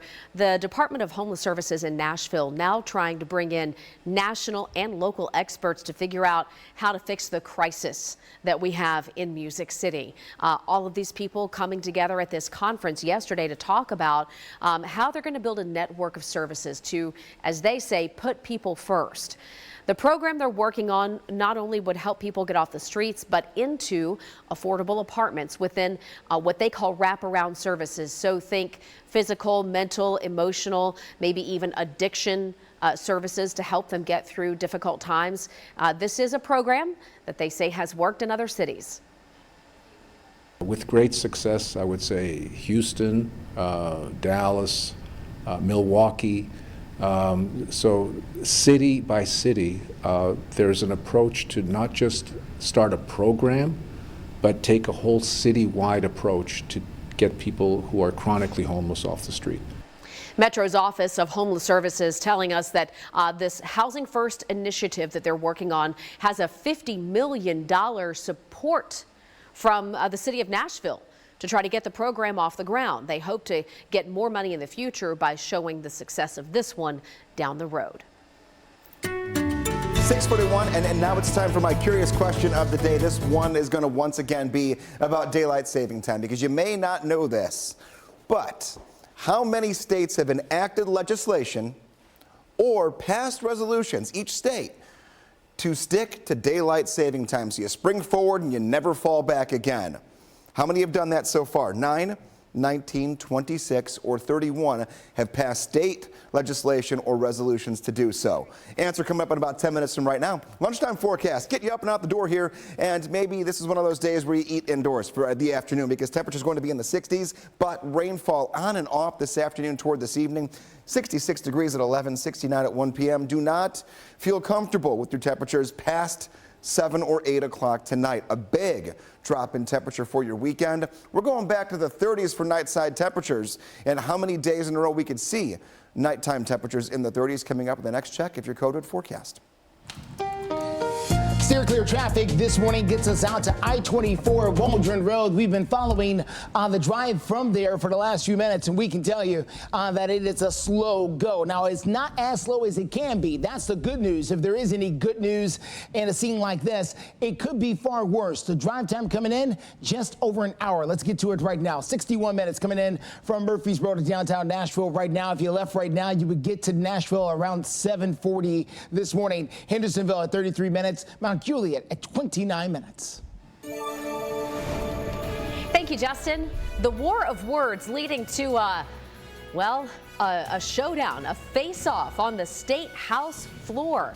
We'll show you the drama as it unfolded. And very good morning to you here on this Friday. It is March 8th. We want to say thanks for waking up with us every weekday morning. I mentioned ago, just congratulations to the Austin Peay governors on their...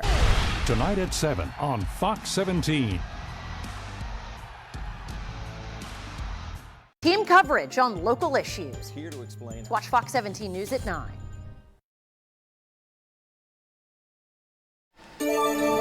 Welcome back to Fox 17 News this morning, 6:45 right now. Spring break just around the corner for so many families in Middle Tennessee and Southern Kentucky. So many, in fact, the Nashville International Airport has put out a warning that B&A is expected to be busy today, and then a couple more Fridays and Sundays over the next few weeks. We have our photojournalist Kevin Mumphrey live this morning out at B&A, giving us a firsthand look. I would say the flow of passengers pretty steady. It's not jam-packed, but take a look at the security lines here. They wrap around and wrap around and wrap around, and it just keeps going at the brand new security lines here. But again, not too much congestion. Just a heads up and a warning, if you are planning to fly for spring break over the next 2 or 3 weeks, just make sure you give yourself lots of extra time at the airport. Listen, get there, get settled, get a good meal. There are so many new great restaurants there. I'm thinking Acme Feed and Seed that's open now, just to name one. So get there, get comfy, hang out, patronize our local businesses that are set up there at the airport, and safe travels. We want to hear from you in a live poll right now on our Twitter account. We were asking this morning, are you going anywhere for spring break? Right now, 86% of you say no.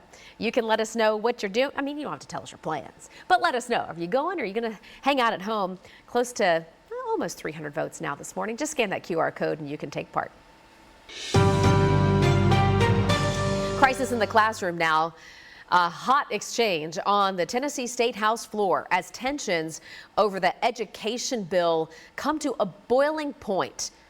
It gets physical. Fox 17 News anchor Scott Couch with the latest. Universal school choice is easily the most contentious issue of this legislative session. It was passed by the House Education Committee this week after a 4+ hour session in which Democrats say the House leaders violated their own rules by failing to get 2/3 support. You're not seeing a groundswell of support in any community in the state for vouchers. It's quite the opposite. People see that it's a scam. People see that it's going to undermine schools. And yet, we're just sleepwalking right through it. Tension over that and a refusal to support a resolution honoring recent progress by Metro schools led to a nasty House exchange between Nashville Representative John Ray Clemens and Scott Sapicki of Culleoka. I didn't appreciate the offensive language that he used to describe our public schools, which are doing great things with too little resources, that deserve a lot of respect and the recognition of this body and to be honored by this body. And it pissed me off. We should all be strong enough to be able to have heated words with someone over a difficult issue or anything else, stop short of any kind of physical confrontation, and then shake hands afterwards and go forth as colleagues. Which is what happened today, but House Democrats remain hot over what they see as an education bill filled with incentives being pushed forward in spite of growing opposition. As long as vouchers are part of this legislation, it's a problem, and it's a direct threat to our public school system across the state of Tennessee in all 95 counties. Scott Couch with that report. The House education bill does include vouchers, will not be voted on next week. It's going to give members more time to talk about things. House Speaker Cameron Sexton says the House and the Senate versions of the bill are closer to agreement than most people might realize. We'll find out here in just a few weeks. It is Read Across America Week. Your children might have had some guest readers at their schools this week. We've really enjoyed being in the classroom with the kiddos. Thanks so much to the Goddard School earlier this week and Davidson Academy yesterday for inviting me over to read. So glad to be a part of kids enjoying reading good books. These were pre-K, kindergarten, and first graders there at Davidson, and hugs all around. Just a precious time that we spent together yesterday. But did you know that almost 2/3 of fourth graders in the U.S. struggle to read at grade level? It's why Fox 17 News is teaming up with the group Reading is Fundamental and our parent company Sinclair for Sinclair Cares, supporting children's literacy. You can scan the QR code that's on the bottom of your screen right there to donate to our virtual book drive. And here we are. Jen, I got a question for you. Okay. Daylight saving time, we're doing the whole clock thing, springing forward. We spring forward tomorrow night. Yes, tomorrow into night Sunday. into Sunday morning. So my curious question this morning was, how many states have enacted legislation or passed some sort of state bill that they want to have federally passed to just say, forget it. We're going to spring forward one more time and be done with it. We're not flip-flopping back and forth. Here's your question. So how many states have enacted legislation or passed resolutions to just stick to it? 9, 19, 26, or 31? I'm going to guess B. You're going to guess B, 19. You are on top of it. Yeah, 19 states. Now, only 2 of them actually do not observe daylight saving time because there's a whole federal thing going on here, and until it's actually passed by Congress and the whole 9 yards. Tennessee actually is one of them on that list. That's we're just kind of sitting there. Greg, I feel bad though because I kind of had an inside track on that. How so? Well, I mean, we talk about it on the news, so. Well, I mean, I have the research. You know what? Monday, I'm gonna throw you one that's a non-news related one. And you're gonna have to wait a week. I'll be off next week. Taking a look at your flight cast. We are fairly overcast here. As far as the airport, I've been looking at delays here throughout the morning. Temperatures are in the 60s. A little light rainfall coming down at BNA right now. We're up to 11 delays, but that is inbound and outbound. So we're talking about arrivals and also departures. So keep that in mind. Small number considering how many flights we have throughout the course of the morning. The 57 degrees, and that rain will continue. No wind. I see no big causes for concern here when it comes to getting out the door, and maybe you're starting spring break a day earlier. Kids that should be in school right now until Monday. Just saying. You're looking good. Weather Window, presented by the National Weather Desk. Some beautiful blossoms starting to appear, like these Bradford pear trees in South Carolina's Low Country. Pretty as they are, come October, a ban on selling these trees will start in the state because these cultivars can help advance their wild and invasive relative, the Callery pear. And in Rhode Island, reflections of this bridge over the calm waters of Mount Hope Bay. For more content like this, like the National Weather Desk on Facebook. Steer clear traffic out there for you this morning. Let's get you the very latest happening out there on the interstates, including this disabled vehicle on I-65 at Trinity Lane. And let me tell you, this is not where you want to be. So this is a disabled vehicle. It's a smaller car there up against the barrier of 65 at Trinity Lane. I've seen the person driving. They're out and about. They've been walking around trying to do something. I'm unsure if it's a flat tire or whatever it is. TDOT will soon get there and try to help them. They'll probably move it from one side of the interstate to the other, and to do that, they'll have to stop all traffic there on the north side. So heads up there. You want to use Ellington Parkway as a good way to steer clear. We've got your latest drive times coming up here in our 7 o'clock hour.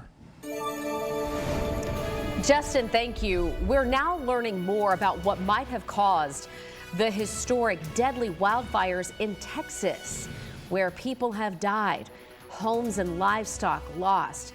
And we'll take a closer look at relief efforts in just about 2 minutes. Sign up, play our fantastic games, and if you don't get lucky on your first visit, you'll get up to $250 on the house. Oak Grove Racing, Gaming, and Hotel. All kinds of awesome. Hey there, good morning. Happy Friday. It is March 8th. Hope your day is off to a great start. We're going to have those gray skies clear up just a little bit here. Might be catching just the slightest glimpse of the sun here, reflecting off the buildings in downtown Nashville. Listen, we have so much to get to coming up in our 7 o'clock hour.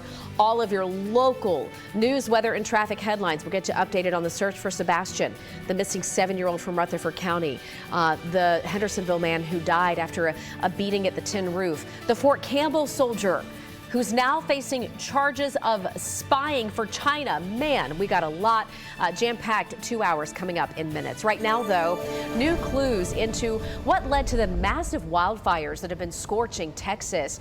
The Texas A&M Forest Service says power lines likely caused the blaze. Xcel Energy provider in Texas acknowledges their facilities might have been involved in sparking the flames, but they're arguing that they didn't do anything negligent in their operations. Now, this made me think back to the wildfires in California that PG&E, that power company, was accused and then ultimately found to be guilty of starting. So the exact cause here is still unclear, but again, that Xcel Energy may be connected. Meanwhile, so many families are still trying to pick up what's left of their homes, their ranches, their businesses. This thing has burned an area bigger than the state of Rhode Island.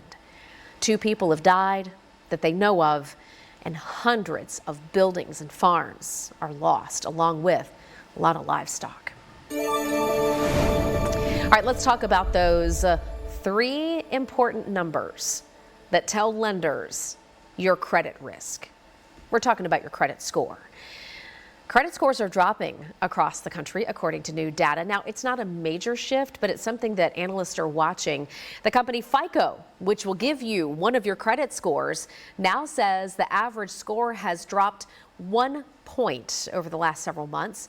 Americans' credit scores are still pretty high when you look at history, but this does mark the first drop in about 10 years.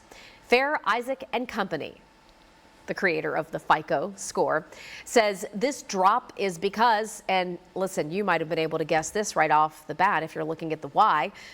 Well, the why is because more and more people are going into more debt and they're missing their payments, leading to that drop in the scores. All right, just a couple minutes now before 7, and Greg's going to join us here to give you a brief little look at the forecast before we hit that 7 o'clock mark. Yes, it's positively better than it could have been yesterday. Look at this Hello, dog. Marley. Good morning. Our dog of the day is Marley, and we're talking about a day where you got to plan accordingly to get outside for the dog walk. The eyes, the tongue, the whole 9. I wonder if Marley is a blue heeler. Did they say? Let me look into. Marley kind of looks like a blue heeler. Because I love to ask the owners, you know, what breed, how old, you know, the whole 9 That's a happy yards. dog. I'll do some research for next hour, Jen. Taking a look here. Temperature 62 degrees at 9 o'clock, 68 at noon. The problem today will be the chance for an on and off brief shower. So getting the Fox 17 Code Red weather app, I mention it every day. You're probably sick of hearing it, but if you don't have it, well, you're going to keep hearing it. It'll help you plan around this rain for anything from as easy as just, you know, getting to work, getting the kids to school, or going for the dog walk. 62 degrees at 9 o'clock, 66 at 11, 69 at 1 p.m. How do you get us your photos? That's the big question. How do you see your dog right here on Fox 17 News this morning? It's pretty easy. You go to Facebook. I know you already have your phone. Go to meteorologist Greg Bobis, and you find the top posted post right there, the pinned post at the top of my page. It looks like that. It's literally my dog's photo. She is my mail carrier. She will bring your photo straight to me. Coming up, though, as we go into 7 o'clock, being your only local and live news source through 9 o'clock, I've got a brand new look at future track, y'all. And rain chances have changed since you went to bed last night. We'll look at that in a few minutes. Greg, see, that's why we are live and local 7 to 9, so we can get you all those great updates. All right, we'll see you in just a few minutes. Right now, steer clear traffic. This continues to be the only issue right now that's slowing you down in the mid-state. This is I-65 at Trinity Lane. This is inbound to Nashville. We've got this yellow car that's broke down. They got the back popped open there. Hopefully they'll get some help here soon. I don't see TDOT in this camera angle, so we'll keep an eye on it. We can see people pumping the brakes and veering over to the right, trying to steer clear of this. So if you're coming in from north of Nashville, just know this is here. You'll want to steer to the right to avoid it, and keep it here because we'll get another steer clear traffic update in about 5 minutes. You're watching Fox 17 News This Morning, your Code Red station. Well, more information is being revealed about the 5 victims of a deadly plane crash that happened along I-40 in West Nashville. We now know who the victims are. They're all members of the same family flying down from Canada. We'll hear more of the 911 calls and the details about the investigation. Today marks day 12 in the search for Sebastian Rogers. Why detectives turned their attention to the Kentucky landfill and what we may see happen next in this case. And taking a look here this morning, rain coming down in a few spots, but not for everyone. I've lowered rain chances, but not everyone stays dry this weekend. The latest in your Code Red forecast. All right, Greg, thank you so much. And thank you for joining us here on Fox 17 News this morning. Congratulations, you made it to Friday. I'm Justin McFarland. And I'm Jennifer Waddell. We're glad to be here with you along for the ride. And thanks for inviting us into your home live and local through 9 a.m. Let's get right to breaking news updates we're following this morning for you as we work together more information about a shooting from overnight in North Nashville. We've mapped it out here for you. It's just south of Rosa Parks Boulevard. One man is dead. It happened in the 400 block of Ponder Place around 2 o'clock this morning. This is actually in Metro Center, just down the road from our station. We understand that detectives are there. Investigation currently underway. We'll be bringing you more updates as they come in. Also making headlines this morning, Fox 17 News is working to get you more updates about that small plane crash that happened along I-40 in West Nashville. Happened earlier in the week. Fox 17 News' Karen Aguilar been reaching out to the NTSB. She's live for us this morning with the latest on the investigation. Karen. Good morning. The school spokesperson says that they are mourning the loss of their 3 students and their parents. The 5 unfortunately lost their lives in this spot behind me, right next to the I-40 East, in a fiery plane crash earlier this week, as you mentioned. The pilot's name was Victor Desenko, 43, and the passengers were his wife Rima, 39, and their 3 children, David, 12, Adam, 10, and Emma, 7, according to Metro Police. UMCA Rich Tree Academy released a statement that says in part, Emma, Adam, and David Desenko were a fantastic part of our school and community. They were loved by all who knew them and will be sorely missed by our students and staff. At this time, we are trying to reach out to their rabbi to see if we can find out more about the family and to try to help commemorate their lives. They get back to us, you'll be hearing from them. Reporting live in Nashville, Karen Aguilar, Fox 17 News, your Code Red station. 7:03 and a new look at your forecast. We made it to a Friday morning. We're getting toward the weekend. What do we need to know just to plan the next couple of days? Well, a few showers are out there this morning. Light sprinkle activity. This is not going to be one of those thunderstorm mornings or heavy downpours, but grabbing an umbrella and knowing that you might have to run the windshield wipers a time or two is a good thing to know here for your Friday to start the day. Most of us east of I-65 have not seen anything yet. West of it, and even including just Nashville itself, we've already seen a couple of showers. Rain, though, overall, the big pattern tonight into tomorrow has shifted to our south. No severe weather here, and even our thunderstorm chances have gone down. Can't escape the cool air, though. We're going to have temperatures overnight, tomorrow night and Sunday night in the 30s. Showers bring in a cool front, brings in the cold air. Mainly dry, but there will be a couple of them out there. We'll keep our eye on the radar for you throughout 9 o'clock this morning. Taking a look at our Code Red threat level. It's always, where's the arrow at? Are we all clear? Are we carefree? We are. Just kind of one of those days just to plan for getting a little rain on and off. We have no severe weather, and we need the rain. It'll end up helping us overall when it comes to the drought that we've settled into. 70 this afternoon, right side of your screen. Your current temperatures are comfortably in the 50s again. We'll talk weekend outlook and the new look at the timeline of our rain for later today into tomorrow morning. Coming up in the next check of your Code Red forecast in about 6 minutes. Steer clear traffic this morning takes us out to I-65 at Trinity Lane. So you can see the slowdown, and this is not because of a TDOT truck. TDOT is not there as of yet. The reason why people are slowing down and moving over is because it's a really small shoulder there, and this car may be partly in the lane there, so people are moving over to try to give them some space so they don't come into contact with it whilst they're on the shoulder of the road. So this is 65 Trinity Lane on the north side of town, causing slowdowns for those of you coming in from anywhere north of town. Madison, Goodlettsville, Hendersonville, Millersville, all the villas up there, plus Jolton, Whites Creek, all of you could be affected by this as well. You can take Ellington Parkway to steer clear. Dickerson Pike, also another way to get around this. We continue to follow slow traffic along I-24 coming in from the Harding Place area. We'll show you that coming up in a few.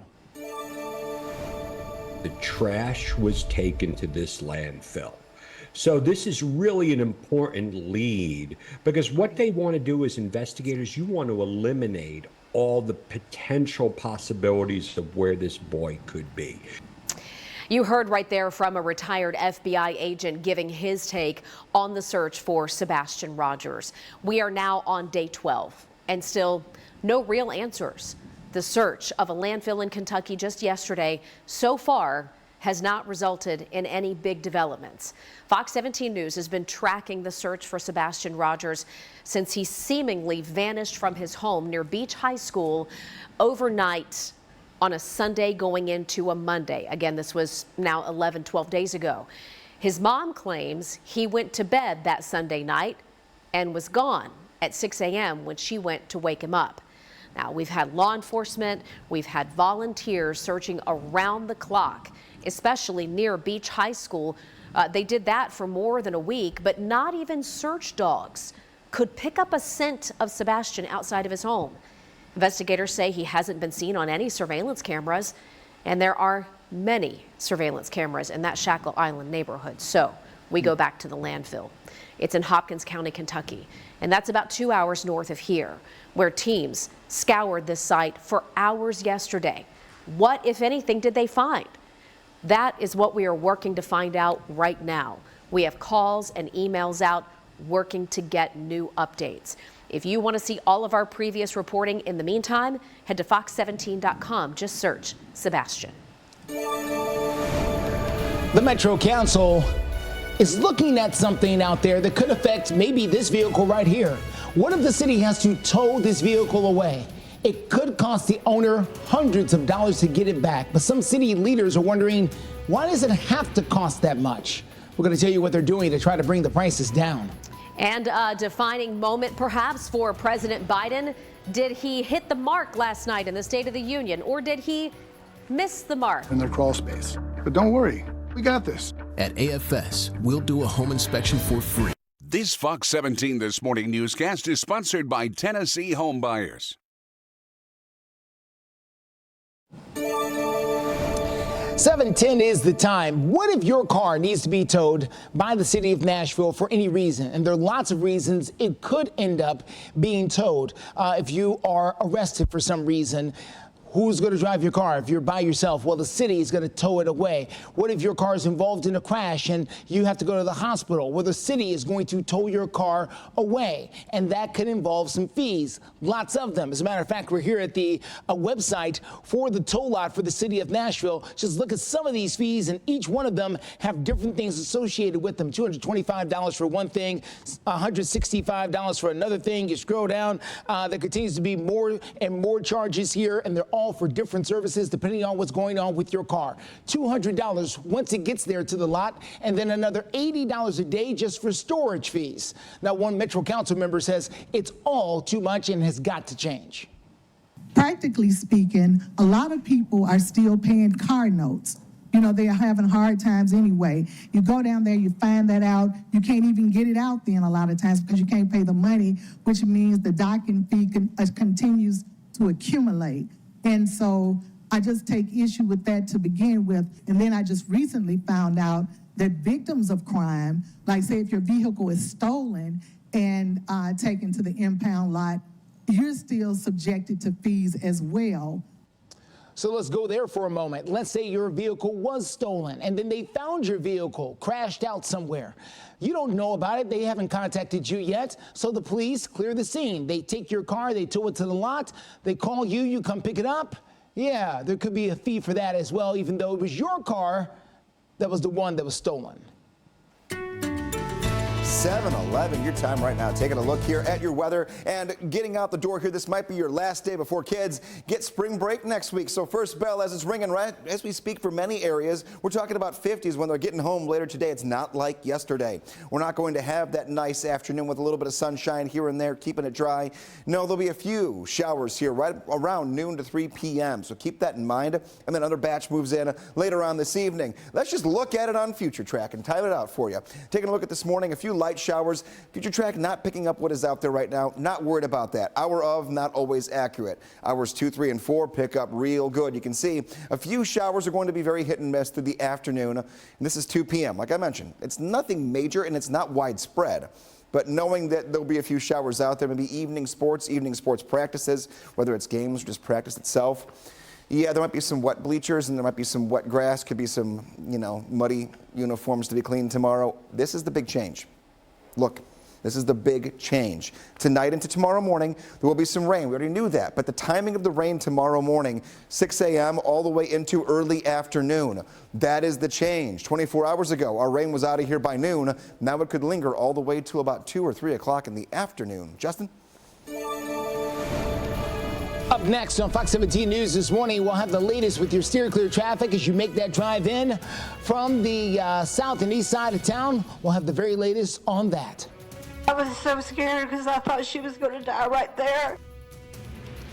Well, facing the judge this week, the trial began for Daniel Riley, the man accused of driving the car in St. Louis. Outdoor rugs, tables, and umbrellas, all with free delivery and setup. You won't find that anywhere else. Make your outdoor space better than ever at B.F. Myers Furniture. Tell her no. 7:16 is the time. Operation Crime and Justice, a guilty verdict against a man who cost the Smyrna volleyball standout Janae Edmondson her legs in St. Louis. A jury taking just a few hours to convict Daniel Riley on 4 of the 5 charges against him. And Fox 17 News reporter Amanda Chin now with the emotional testimony from Janae and her family. I felt like my soul was ripped out of me when she was laying on that ground. I just prayed and I prayed and I just felt like everything in me was gone.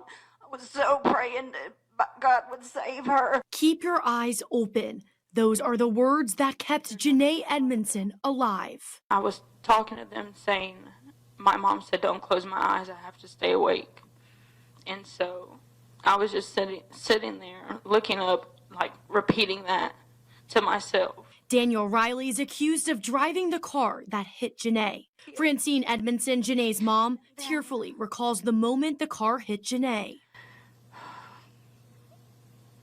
I turned around and I looked and she was on the ground, face down. And her leg was amputated, all the way gone.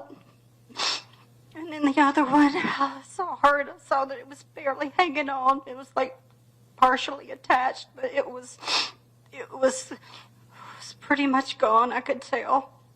And then I just was like, dear God, please don't let her die. That's the first thing I thought. Janae remembers chaos around her and recalls her dad tying a belt tightly to keep her from bleeding out. I was screaming because I knew something was wrong, but I didn't know what. And so I tried to stand up, but my dad and my mom said no, to stay still. At the same time, Francine knew she needed to comfort Janae. I lay down on the ground on my stomach and I lifted her head up because her face was on the ground. And when I pulled her up, I turned her around. And her eyes were so weak, I didn't know if she was going to make it. And I was so scared because I thought she was going to die right there. 29 procedures later, with more to come, Janae says when she was at the hospital in St. Louis, it wasn't easy. I started to get depressed a lot because I was questioning why this has this had happened to me. Janae gets emotional thinking about the first time she got to see her brother and sister. I'm not the type of person to show like my emotion because I want to protect my family. And so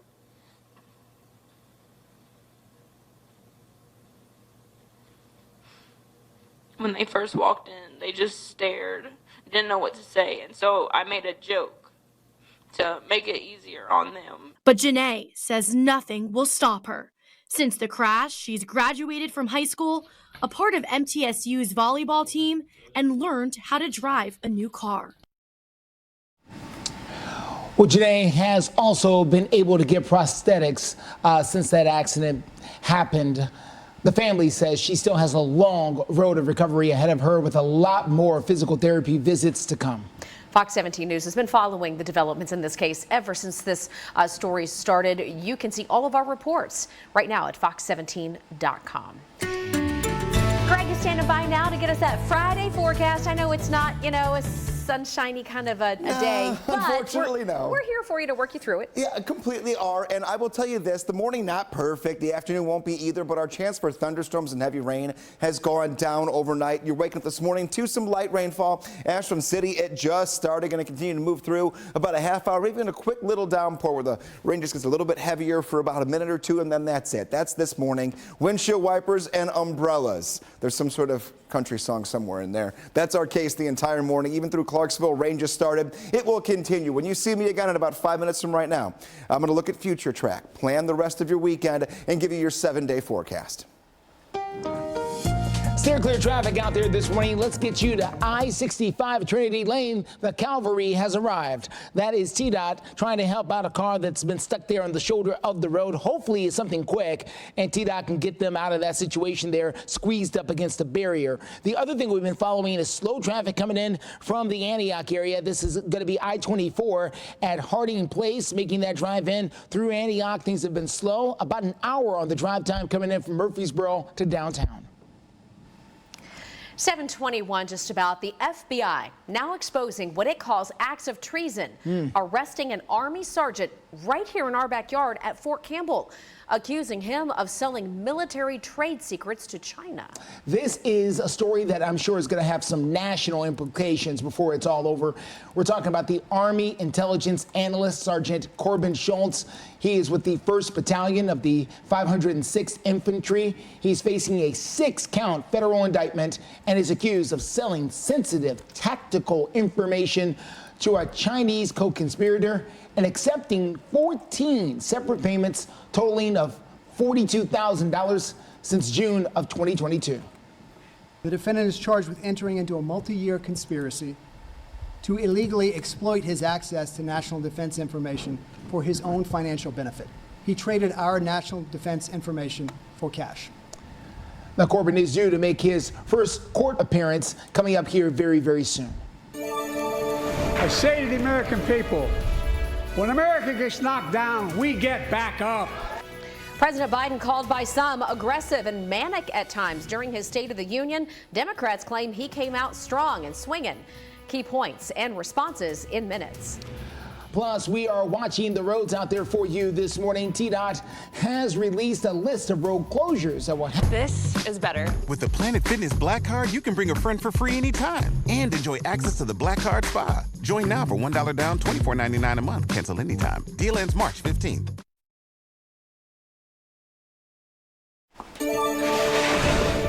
Tonight, I'm directing the U.S. military to lead an emergency mission to establish a temporary pier in the Mediterranean on the coast of Gaza that can receive large shipments carrying food, water, medicine, and temporary shelters. No U.S. boots will be on the ground. A temporary pier will enable a massive increase in the amount of humanitarian assistance getting into Gaza every day. All right, there's just a small snippet from the State of the Union last night where President Biden was trying to lay out his vision for a second term. Now, analysts said he had one job to do last night, and it would be to prove that he's fit for a second term. He touched on foreign policy. He talked about a woman's right to abortion. He tried to tout the economy and his reform on immigration. A lot to get to here from last night's Biden's colleagues said they were pretty happy with the way he handled it, but others said he seemed angry and aggressive. Let's listen to both sides. He's got so much energy. I know that Joe Biden can do this job, and the way I know it is he is doing it, and he's doing it so effectively on behalf of the people who need him. Reverse your policies, end this crisis, and stop the suffering. All right, that's Katie Britt, a Republican from Alabama, said to be a rising star in the GOP. She gave the Republican response to the State of the Union. And taking a look over on social media this morning, Senator Marsha Blackburn also sounding off on Twitter. She posted saying, quote, Katie Britt just delivered a strong response to Biden's State of the Union address amid the litany of Biden's failures. Republicans are working hard to get our nation back on track. By the way, the president and some of his cabinet members will now hit the road in the days ahead, trying to sell some of what he touched on last night. We know that as Mr. Biden gave that speech last night, he did it to a lot of jeers. In fact, Marjorie Taylor Greene was shouting at the president when he got the name wrong of the young woman who was killed by an illegal immigrant wrong. And then we had the father of one of our military members who was killed overseas in the botched exit of our troops, who ended up arrested, all right, after he screamed at the president from the galley. Lots to get to here, and we've got it all posted for you over at fox17.com right now. We are waking up here at 7:27. I'm going to tell you right now, some rain coming down in a few spots that is included on and off the Nashville area, but mainly off toward the west. I'll look at the radar for you as we go into 7:30, but I want to give you your future radar because that's what a forecast does. You look forward. Here we go. The rest of this morning, a few more isolated sprinkles are going to be out there. It's very light rainfall. Don't worry about thunderstorms this morning, but have an umbrella and know it may take you a little bit longer to go from where you're headed, or from where you're at to where you're headed. Point A to point B could be a little bit longer this morning. Afternoon, rain chances have died down. They're still there. A shower or brief thunderstorm cannot be ruled out. That continues into this evening and into the overnight. The big change is going to be tomorrow.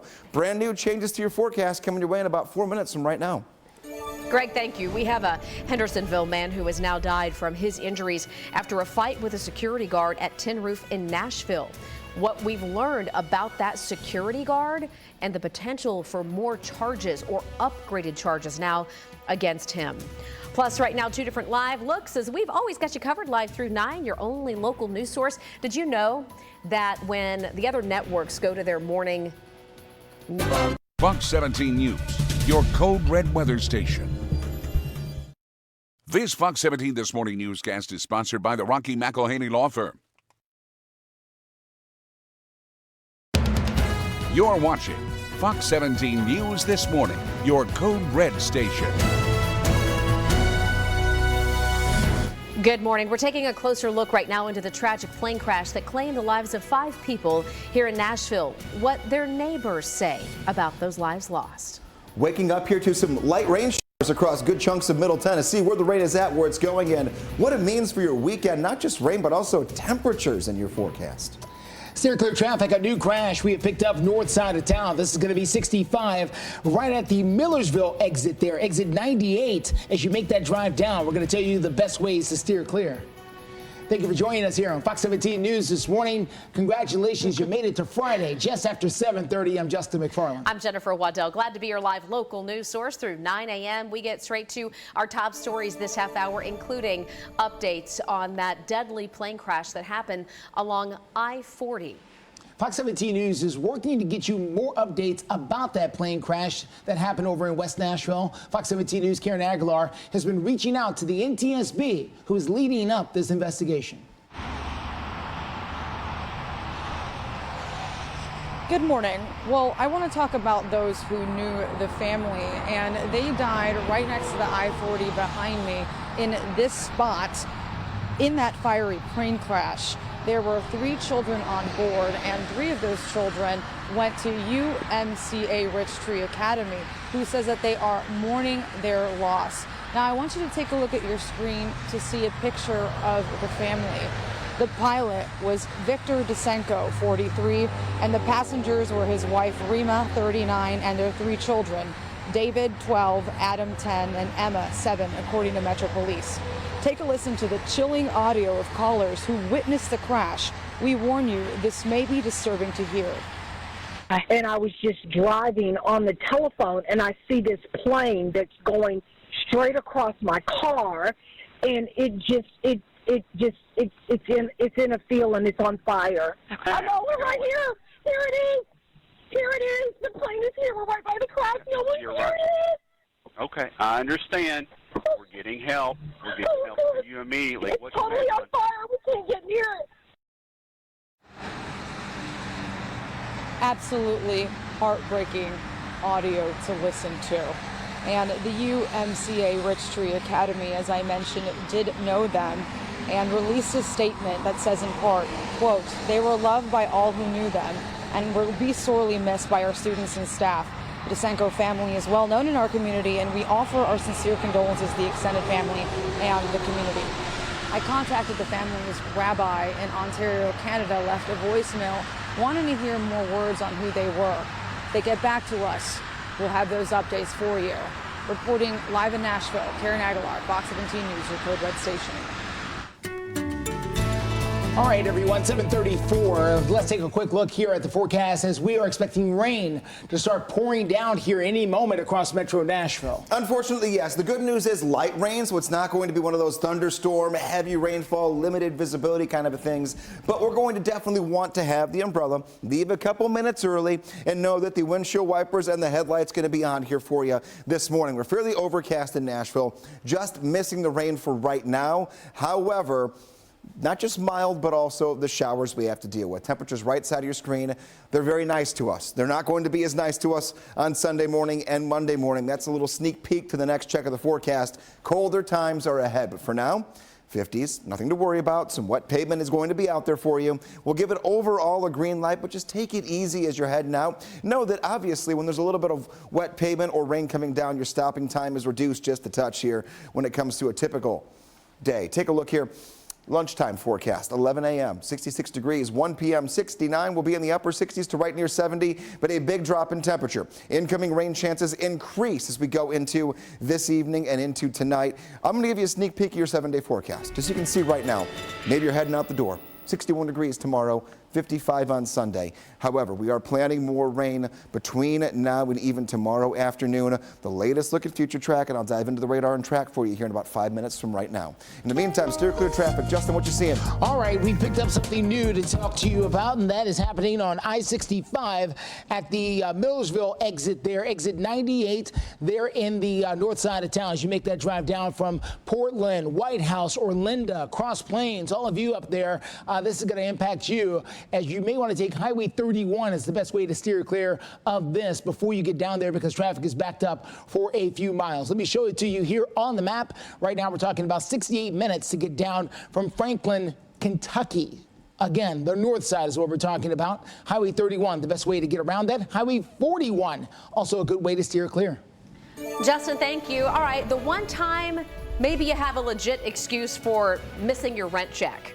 Local police right now looking for this man accused of stealing thousands of dollars worth of rent checks. Plus another big story. We'll keep following this half hour for you as we take a live look in downtown Nashville. And that would be the developments in the fight that happened at Tin Roof in Nashville involving a security guard and the man taken off. These deals are so hot they only last 33 hours. This Westinghouse 43-inch 4K Roku TV is just $149 now through Saturday. Shop online or at all Electronic Express locations. This Fox 17 This Morning newscast is sponsored by Eurostone. Coming up on 7:40 here on your Friday morning, we are following continuing coverage as we take a deeper look into a popular Midtown bar, the Tin Roof. That is where one of their bouncers is in serious trouble this morning, facing criminal charges after police say he hit a man and put that man in the hospital. Well, that man ended up in the hospital on life support and died this week after his family took him off of life support. Fox 17 News reporter Peyton Muse joining us live this morning with the newest updates. Good morning. Good morning. Justin and Jen. So we have this consent form from 2022, and Tin Roof actually. The state checked back in May of 2022 on Tin Roof's security licensing and its bouncers. Come to find out, Tin Roof broke the law twice, mainly for knowingly hiring security guards who do not hold valid registration cards. Tin Roof had the licensing, but 11 out of their 16 guards did not. And the state confirming with Fox 17 News one of those guards back in 2022 was Richard Cornelius. The Department of Commerce and Insurance website shows Cornelius got his license September of 2022, but his license is suspended after what took place at Tin Roof last month. I asked Tin Roof about what happened in 2022. Tin Roof CEO Bob Franklin says Richard is no longer at Tin Roof. After the enactment of Dallas law in January 2023, all security guards are and have been licensed in compliance with the law and regulations, in addition to their existing training. Tammy Barrett lost her son Dallas in August of 2021. Barrett died of asphyxiation at Whiskey Row after unlicensed guards pulled him to the ground and held him on the floor. When is it going to end? We have to get a handle on this violence that keeps coming from security guards and enforcement, because it's completely out of hand. Dallas's law is a direct response to 22-year-old Dallas Jordan Barrett's death. And Dallas's law actually requires de-escalation training for security guards. And also, I do want to mention, because as the mic cut out earlier, Tin Roof was fined just under $3,000 for not having licensed security guards in May of 2022, and we are continuing to follow this story. So stick with us here at Fox 17 News, reporting live in Midtown. Peyton Muse, Fox 17 News, your Code Red station. 742, jumping into your radar right now. What are we looking at, not just for now, but also going forward? Rain has moved back into the Nashville area. It's been kind of on and off here throughout the morning hours, but Portland down through Gallatin, Nashville, all the way 40 west toward Dickson and taking our way toward the Tennessee River. We're seeing some rain that is out there right now. Where is it heading, and where are some areas that have not necessarily seen a ton yet? Now, all around the Nashville area, including the airport, seeing some rain. So we'll take a look at airport delays in about 10 minutes from right now to make sure we know what we're getting into to start off what for many people is going to be the beginning of spring break here. Taking a look, Mount Juliet about 10-15 minutes from right now. Rain moves in. You get a little more toward the south. Nolensville, 10 minutes as well. Laverne, 25 minutes until you get some rain that does move in. It's all very light, but it will be a nuisance. Grab the umbrella. Do not forget your rain gear as you head out the door this morning. More showers toward the afternoon. We'll track in a few minutes. All right, thank you, Greg. Coming up, we will tell you the very latest about your traffic out there this morning, including the slow go on I-24 near Haywood Lane. I'll tell you the best ways to steer clear. Plus, Franklin is missing. The mob is after a missing person. This guy is a maniac. Tuesday at 7 on Fox 17.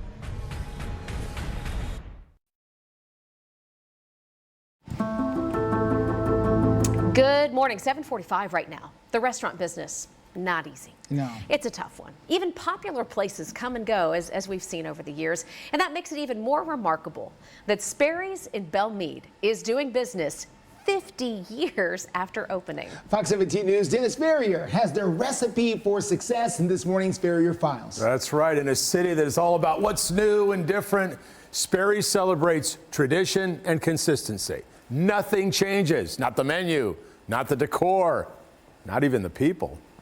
Hello, gentlemen. Hello. Good to see you. Hello. When you walk into Sperry's, you are walking into 1974. Are you all celebrating anything tonight? Just friendship. Sperry's has never gone through a rebranding, never been remodeled, never reinvented itself. Owner Al Thomas. It's an old English steakhouse. It's just got a very warm, comfortable feeling. And we always kind of agree that it's like an old shoe that fits. Doing the salad bar. A salad bar where everything is homemade and top quality. A twice-baked potato that has been on the menu for 50 years. All the different cuts of wonderful beef. And the crab cakes, if you've ever had them, you have tasted perfection.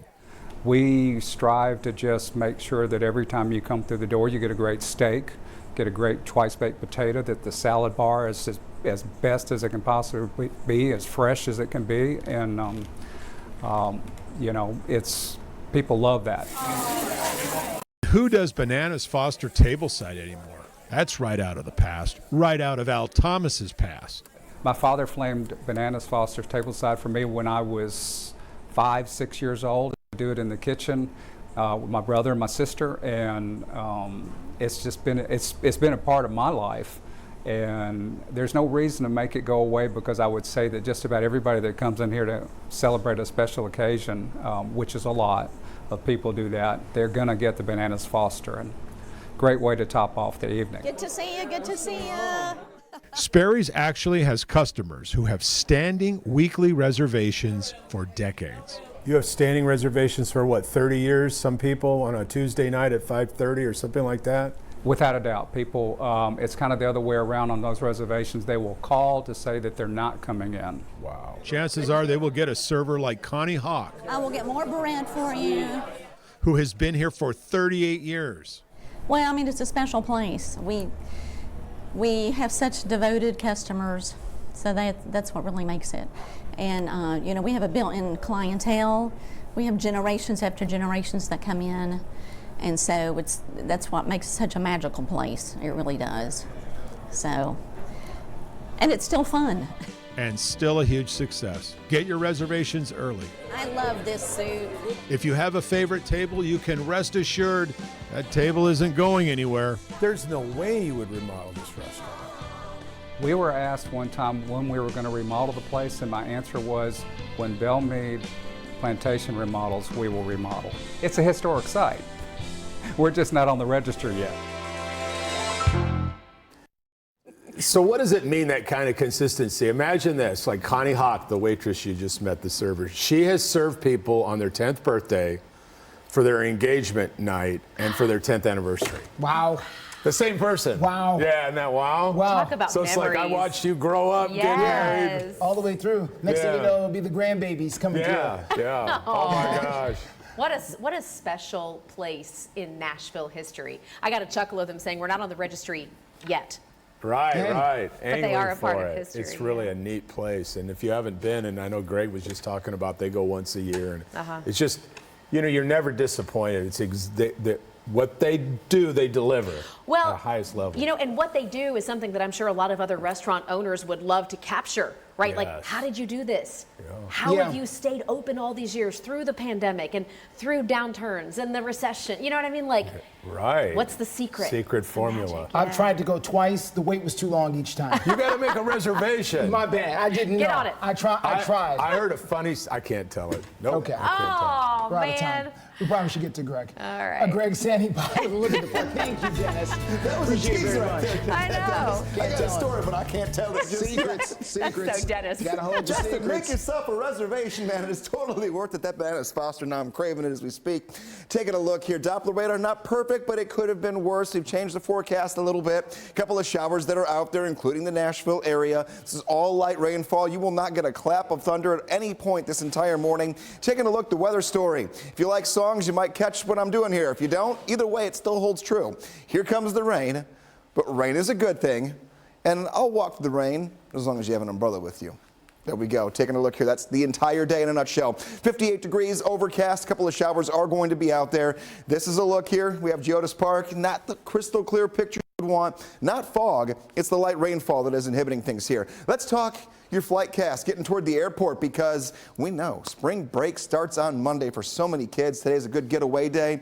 Maybe you have the early flight, and Friday's just not maybe in the cards for school for a few kids. 62 degrees at 9 a.m., 67 degrees at 3 o'clock. Let's get you in the airport. What are we talking about when it comes to delays? As of right now, we're talking about 11 flight delays. They've gone up a little bit. That is also when it comes to the planes that are trying to make their way into BNA and also exiting, but that's really, considering how many flights we have, not a major impact to the morning. 58 degrees and no wind. Rain and weather should not get in your way when it comes to trying to leave town or getting some folks to come into town to vacation here for spring break. Taking a look, morning and toward early afternoon, a few showers will move in through around 2 p.m. and then we get a little more action on the radar toward this evening, far less than it looked like yesterday, but a rumble or two of thunder cannot be escaped necessarily. However, nothing widespread for the rest of today, straight through sunset. Coming up the next check of your forecast, though, I have new changes for tomorrow. If you have plans for your Saturday, unfortunately, I'm adding a little extra rain to the first 2/3 of your day. We'll look at that in a few minutes. All right, Greg, thank you so much. Steer clear traffic for you this morning takes us over to I-24 at Haywood Lane, making that drive in from the south and east side of town. Traffic in that area is looking pretty slow, just to be honest with you. You can, excuse me, see it right there on your screen. We're still about an hour in from the south and east side of town. Now, earlier we were dealing with a crash on I-65 very close to the Millersville exit. They have since cleared that crash, and so the drive coming down is going to start to lighten up a little bit. Still about an hour and 10 minutes coming down from Franklin, Kentucky, but they just cleared that crash, so it'll take traffic a little time to thin out. Police in Franklin say they need some help to identify the man who they say stole thousands of dollars worth of rent checks from an apartment complex office, and a lot of it is caught on video. This is the outside surveillance video of the man they're looking for who broke into the office at the Royal Oaks Apartments and stole nearly $20,000 worth of rent checks and money orders. I promise, I put it in the box. I know, we were saying earlier. I did. This might be the one case. This is the one time where you had a legit excuse. The man has a distinct mark on the right side of his face. They think it's a tattoo or maybe a birthmark. Police believe he's driving a white Mercury Grand Marquis or a Ford Crown Victoria. Both of those cars look very, very close to the same. If you have any information, you're asked to contact the Franklin Police Department. A sign of the season, the days that the Nashville International Airport expects to be packed with spring breakers. So maybe you can make your plans accordingly. We'll tell you what you can do to plan ahead. And if you're going to put on your cowboy hat and boots, there's a brand new Lower Broadway bar. It's Friends in Low Place. Get in and get away now before these deals are gone. Lease an Elantra for $179 a month or get 4.49% APR or $1,000 bonus cash. Visit your local Hyundai dealer today. Good morning and welcome on into Fox 17 News this morning. We are so glad you're here. You're gearing up to hit the roads or the skies for spring break. I know a lot of you will be. Managers at Nashville International Airport say they expect to be overrun with spring break travelers. So here's a look at the 4 days this month that the airport says they expect to be packed with spring breakers. Of course, the first day is coming up, well, today, March the 8th on this Friday, then coming up here again on Sunday, the 10th, next Sunday, the 17th, and the following Sunday, March 31st. They say if you've got flights those days, make sure to arrive in plenty of time because a lot of people will be there with you. I'm just envisioning, right, people wearing the flip-flops and the floppy hats. And or the cowboy boots and the or cowboy that too. hats. Or hey, maybe you're going snow skiing and you're going out west to Colorado. Okay. And you've got the ski bags. So Another whatever vision. you're doing, we'd love to hear about it. Are you going anywhere for spring break? Right now, 85.8% of you say, no, you're just going to hang out at home. We've had about 270 votes or so so far this morning.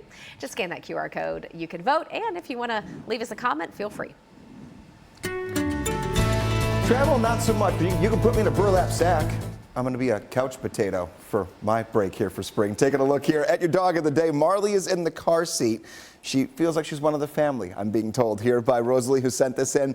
62 degrees, your temperature at 9 o'clock. I'm going to tell you right now, there's no guaranteed hour of today where you're not going to see a shower, but if you have the Code Red Weather app, you can definitely track on Doppler radar when that rain is moving in and out. It is downtown right now. It's not heavy, but it's just light enough to where you can get out there, but you have to have an umbrella or you're going to get kind of slowly soaked by that rainfall this morning. Chances continue throughout the morning. We're going to be up near 70 degrees later on this afternoon, and then that is it. We crank down the temperatures. The dial goes backwards a little bit here. 61 degrees for Saturday, 55 on Sunday. Rain chances continue on and off. And now Saturday trending a little rainier than it looked 24 hours ago. We'll look at how much of your Saturday you have to worry about a rain threat as we get a new look at future track going into our 8 o'clock half hour. Watching your steer clear traffic out there this morning, want to get a good look here at I-24, very close to Haywood Lane, making that drive in from the south and east part of town. We're under an hour right now coming in from that part of town, so we're looking good out there. The other places we're watching, of course, is this. This is going to be I-65 and I-24 at the junction. Had a disabled vehicle up here a little bit earlier in the morning. It was making things rough. You can still get down. It's just going to cost you a little extra time. It is Read Across America Week, and all week long we have really enjoyed getting out in the community and visiting with your children at their schools, spending a little extra time reading the good stuff. I always tell the kids when I show up to read, like yesterday at Davidson Academy, this is my favorite kind of reading to do. They say, Miss Jen, you read a lot for your job, don't you? And I said, yes, well, but this is way more fun when we read about the rainbow fish and if you give a pig a party and stuff like that. So thanks to all of our schools who have participated this week. You guys have been great. We'd love to come out and visit you again, even if it's not Read Across America Week. You can let us know on social media or by shooting us an email and put in your request for us to come visit your school. You're watching Fox 17 News This Morning, your Code Red station. More information is now being revealed about the 5 victims of a deadly plane crash that happened along I-40. We now know who the victims are. They're all from the same family. They were coming in from Canada. We'll have more from those 911 calls and the latest on the investigation. Today marks day 12 in the search for Sebastian Rogers, the missing 15-year-old with autism from Hendersonville. Detectives turning their attention to this landfill in Kentucky. We'll tell you what we've learned new this hour. And the forecast, some rain out there for right now. We'll track it into the first half now of your Saturday. New updates to weekend rain timing in your forecast.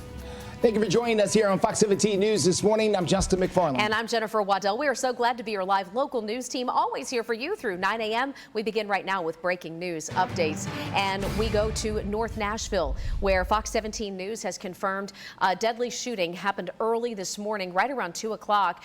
This is in Metro Center. And we've mapped it out here for you. You can see it's just south of Rosa Parks Boulevard. Only thing we know so far, according to investigators, is that a man was shot and killed at the apartment complex here in the 400 block of Ponder Place. We know that detectives are already working the case. We'll keep you updated as we learn more. A story that we first brought you as breaking news earlier this week on Fox 17. We are working to learn more about the small plane crash that happened along I-40 in West Nashville. Fox 17 News' Karen Aguilar joins us live out there from the scene after talking with members of the family and investigators.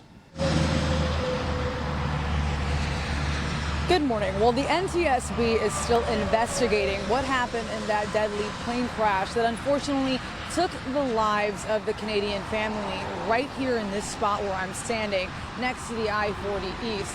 In the meantime, their community remembers them. Take a look at your screen. That's them right there. The pilot was Victor Dysenko, and the passengers were his wife Rima and their 3 children, David, Adam, and Emma, according to Metro Police.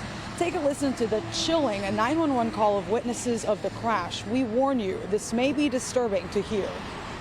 Oh my God. Hey, I just saw a small plane crash off the side of the interstate. I'm sure you're getting lots of calls. I saw it coming down. It like went above our head, pretty close to us, and then it hit and exploded. On the side of the freeway? AP reports that the family were members of the Chabad Russian Center of Thornhill Woods in Ontario, Canada, and that their rabbi said Victor was a very, very generous person, a kind person, and that he had a beautiful relationship with his wife. They say that they were great parents as well.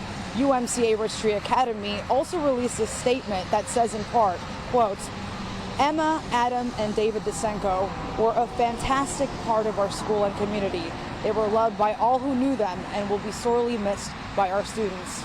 The NTSB will be releasing a preliminary report on what happened with this crash in a little over a week. Reporting live in Nashville, Karen Aguilar, Fox 17 News, your Code Red station. 8:04 is your time right now. And looking outside at Doppler radar, and you can see some rain is coming down for a good chunk of Middle Tennessee. Not everyone is seeing the rainfall just yet, but the areas that are seeing the more decent rainfall are southwesternmost counties. Taking a look, you're driving the radar for you here. It just passed 8 o'clock, and the yellows and the oranges, Lawrenceburg out through Clifton, Waynesboro, pushing up toward the Hohenwald there. You've had some steady rain, but it hasn't gotten all that heavy just yet.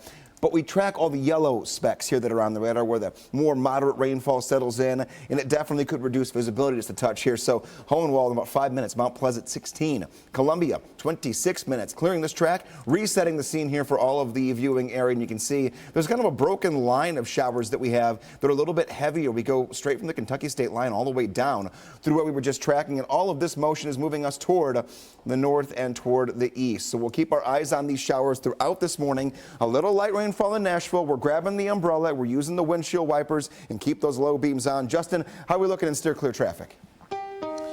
We have picked up something brand new on steer clear traffic this morning. Let's take a look here at 65 at Fern Avenue. This is the third or fourth thing that has happened here over the last couple of hours. This one involves an 18-wheeler as well as a couple of other vehicles. Unsure if this is a crash or if they're just involved with some type of disabled, vehicle type of situation, maybe potholes in that area. So TDOT is there, Metro Police there as well. We'll let you know when they clear it up, and it is causing a big backup. Take a look here. Of course, it looks like this on a normal basis, but the situation about a mile in front of it there is not helping things. You could take Ellington Parkway or perhaps Dickerson Pike is the best way to steer clear. The trash was taken to this landfill. So this is really an important lead because what they want to do as investigators, you want to eliminate all the potential possibilities of where this boy could be. That is a retired FBI agent giving his take on the search for Sebastian Rogers. We are now on day 12 and still no real answers as to what happened to this young man. The search of that landfill in Kentucky yesterday so far has not resulted in any big developments. And by the way, we just got a response moments ago from investigators who confirmed with us that the landfill search wrapped up yesterday. Now, Fox 17 News has been tracking the search for Sebastian Rogers ever since he seemingly vanished from his home near Beach High School. It was a Sunday night going into a Monday when his mom claims that he went to bed Sunday night, and when she went to wake him up at 6 o'clock, he was gone. Law enforcement and volunteers have been searching around the clock to find this boy. Again, we're now on day 12, but not even the search dogs could pick up a scent of Sebastian right away outside of his home. Investigators say he hasn't been seen on any surveillance cameras, and there are many people in that Shackle Island neighborhood who have those surveillance cameras that they have turned over the evidence of to police. So here we are going back to this landfill in Hopkins County, Kentucky. By the way, this is about 2 hours north of Nashville. Teams scoured this site for hours yesterday. So what, if anything, did they find? Well, that is what we are working to find out. I mentioned we just got confirmation that it's concluded. The search has there, but we have calls and emails out to the Sumner County Sheriff's Office right now to find out the result of that search. City of Nashville is looking to try to change the way that they tow vehicles, or at least how much you have to pay to get yours back. We're going to tell you why some city leaders say it shouldn't have to cost hundreds just to get your car out of impound. Illegal dissemination of national defense information puts our country, our fellow citizens, members of our military, and our allies at risk. And look, you won't find that anywhere else. Make your outdoor space better than ever at B.F. Myers Furniture.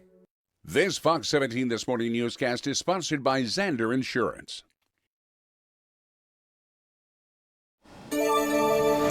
8:10 is the time. If your car is towed by the city of Nashville, and there's a lot of different reasons that can happen, okay? If you are for some reason arrested at the scene after a Metro police officer pulls you over and they take you to jail, well, they don't just leave your car there on the side of the road, they tow it. If you're involved in a crash and have to go to the hospital, they can't just leave your car there, they have to tow it. If your car is stolen for some reason and then they find it later, they have to tow it. All these reasons can add up to quite a bit out there, and we're talking about some fees that it could take just to get your car back. You can see some of the different types of fees here: $225, $155, depending on exactly where they have to tow your car from. Then there's storage fees on top of that. We haven't even got to this. If your car is towed, it's one price. If it's driven, it's another price. If it's wrecked, it's another price. The city leaders, the Metro Council, are now saying that it's all too complicated and it shouldn't have to cost so much either. My issue is with the process itself. I think it's fundamentally flawed, that you can take a person's vehicle against their will, without their consent, that you can take it to the towing lot, you charge fees for tow, you charge fees for docking, you charge an administrative fee. I just think it's a lot for a person who has no control and can't get their vehicle back. Now, Metro is looking to create brand new fees. Those fees would be determined by the Nashville Police Chief in conjunction with the City Finance Department as well. Metro Council will take up this issue yet again in a couple of weeks. 8:12 your time, right to top the radar, where the rain is at and where it is headed. That's the big name of the game here this morning. Light to moderate rainfall, yellow colors meaning a little bit heavier in scope when it comes to how frequently you're going to see some raindrops coming down. The greens mean just light, little, steady sprinkles here and light rain showers. You can see Columbia out through Lewisburg, Thompson Station, Eagleville in the next 15 to 25 minutes. Rain going to pick up for you guys once again. Keep that in mind. Maybe now is the time to let the dog out. Just saying, if you've got one out there and you're going, ooh, when do I do it? Now's your time. Ashland City, same idea. Kingston Springs, next 5-10 minutes, rain going to pick up. We have these little gaps in the rain here for you this morning. Taking a look, though, toward the afternoon and some Saturday morning rainfall coming up in your COVID forecast in 5 minutes. Justin? Well, up next on Fox 17 News this morning, we continue to follow this crash on I-65 near the Fern Avenue overpass and the impact it's having for everybody coming in from the north side. Also looking ahead to a possible defining... We make it happen. We've been breathing this. Lots of people don't realize that mold feeds off moisture in their crawl space. But don't worry, we got this. At AFS, we'll do a home inspection for free. Welcome back to Operation Crime and Justice this morning. A guilty verdict against the man who cost a young lady here in the mid-state nearly her life, but hit Smyrna volleyball standout Janae Edmondson, causing her to lose both of her legs. A jury only took a few hours to convict Daniel Riley on 4 of the 5 charges that he was facing. Fox 17 News' Amanda Chen with the emotional testimony from both Janae as well as her mother. I felt like my soul was ripped out of me when she was laying on that ground. I just prayed and I prayed and I just felt like everything in me was gone. I was so praying that God would save her. Keep your eyes open. Those are the words that kept Janae Edmondson alive. I was talking to them saying, my mom said, don't close my eyes, I have to stay awake. And so I was just sitting there looking up, like repeating that to myself. Daniel Riley is accused of driving the car that hit Janae. Francine Edmondson, Janae's mom, tearfully recalls the moment the car hit Janae. I turned around and I looked and she was on the ground, face down. And her leg was amputated, all the way gone. And then the other one, I saw her and I saw that it was barely hanging on. It was like partially attached, but it was pretty much gone, I could tell. And then I just was like, dear God, please don't let her die. That's the first thing I thought. Janae remembers chaos around her and recalls her dad tying a belt tightly to keep her from bleeding out. I was screaming because I knew something was wrong, but I didn't know what. And so I tried to stand up, but my dad and my mom said no, to stay still. At the same time, Francine knew she needed to comfort Janae. I lay down on the ground on my stomach and I lifted her head up because her face was on the ground. And when I pulled her up, I turned her around. And her eyes were so weak, I didn't know if she was going to make it. And I was so scared because I thought she was going to die right there. 29 procedures later, with more to come, Janae says when she was at the hospital in St. Louis, it wasn't easy. I started to get depressed a lot because I was questioning why this had happened to me. Janae gets emotional thinking about the first time she got to see her brother and sister. I'm not the type of person to show my emotion because I want to protect my family. And so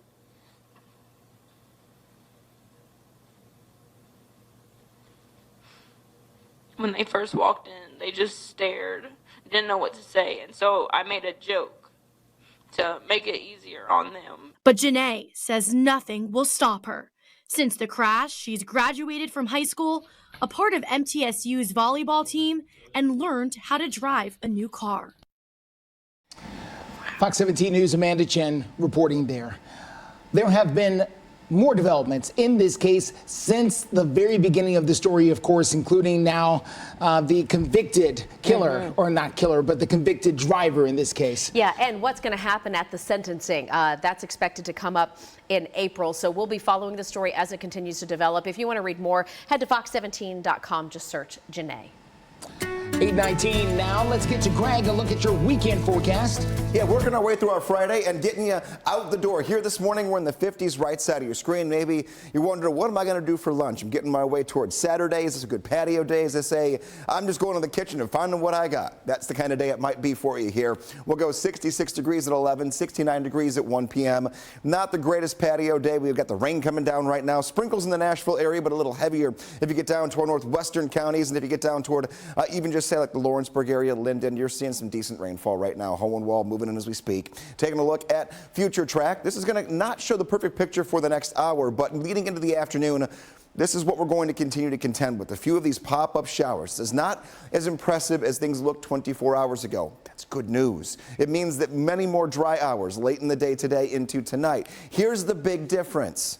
Tomorrow morning into the afternoon, I'm going to stop you here going into 6 o'clock. 24 hours ago, by 6 a.m. tomorrow, looked like rain would be out of here. This thing is slowing down. We have rain that lasts through 9 o'clock and continues into early afternoon. A few decent downpours can't be ruled out. Steer clear traffic out there for you. Let's get a look at 8:20 at what we're facing here on I-65 as you make that drive down through Millersville. A bit of a slow go as the rain is starting to pour in to that area there in the Sumner County, Robertson County metro area. There's a strange little corridor there where you can hit all three of those counties fairly quickly, and it's right here. There was an earlier crash there. Our understanding is that crash has now cleared. Speaking of crashes, we're still dealing with a bit of a leftover on I-65 near Fern Avenue. This is into the city of Nashville. Still dealing with that 18-wheeler over to the side. There were a couple of more vehicles, but they are out of here, so things are a little bit better. The FBI exposing what it calls acts of treason, arresting an Army sergeant at Fort Campbell, so right here in our backyard, accusing him of selling military trade secrets to China. I expect this to be everywhere before long. We're talking about an Army intelligence analyst, Sergeant Corbin Schultz. He was with the 1st Battalion, 506th Infantry Division, and now he's facing 6 counts of a federal indictment and is accused of selling sensitive tactical information to a Chinese co-conspirator and accepting 14 separate payments totaling $42,000 since June of 2022. Now, Corbin will remain under investigation in the coming days. Well, the TBI still needs some help finding an endangered child who is missing from Rutherford County, along with her mother, who doesn't have custody of her right now, where they could be and what we've learned new in the next half hour.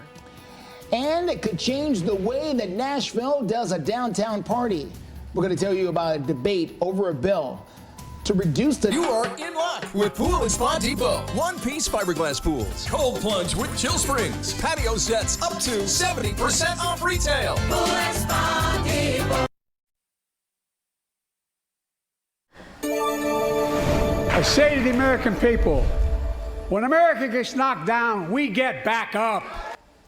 Experts said President Biden would have to prove in his State of the Union speech overnight that he would be fit to serve another term physically and mentally. Did he deliver last night? Well, that is up for debate, and of course, depending on who you ask. But the president tried to touch on foreign policy. He talked about abortion, the economy, which got a lot of boos from the crowd, along with immigration, which also had people jeering. And by the way, his talk about security and defense here at home ended up with one man being arrested in the chambers after yelling at the president. So here he is as he addressed the nation in that State of the Union, talked about things like infrastructure, manufacturing, the economy.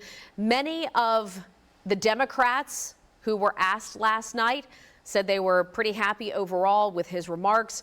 but so many Republicans said he failed to deliver on a lot. He's got so much energy. I know that Joe Biden can do this job, and the way I know it is he is doing it, and he's doing it so effectively on behalf of the people who need him. What we saw was the performance of a permanent politician who has actually been in office for longer than I've been alive. All right, so that is the young Republican, Miss Britt from Alabama, giving the Republican response. She's said to be a rising star in the Republican Party. We're also hearing from Tennessee Republican Senator Marsha Blackburn talking about Miss Katie Britt, who you just heard from there. She said she delivered a strong response to Biden's State of the Union address amid the litany of Biden's failures. Republicans are working hard to get our nation back on track.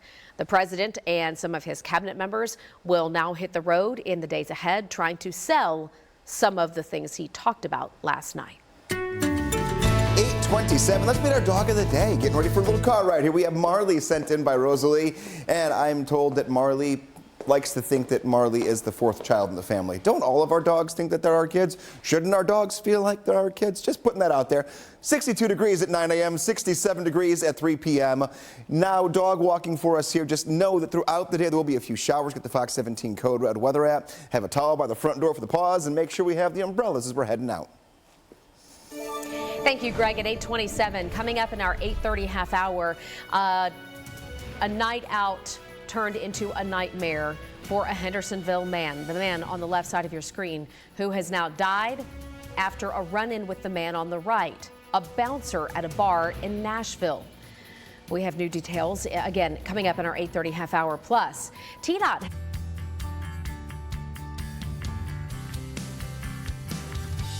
Watch Crisis in the Classroom only on Fox 17 News.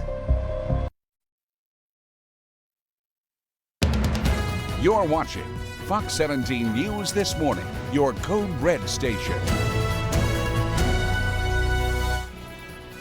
Fox 17 News taking a closer look into that plane crash that claimed the lives of 5 people out near Bellevue. What that family's neighbors have to say about the lives lost.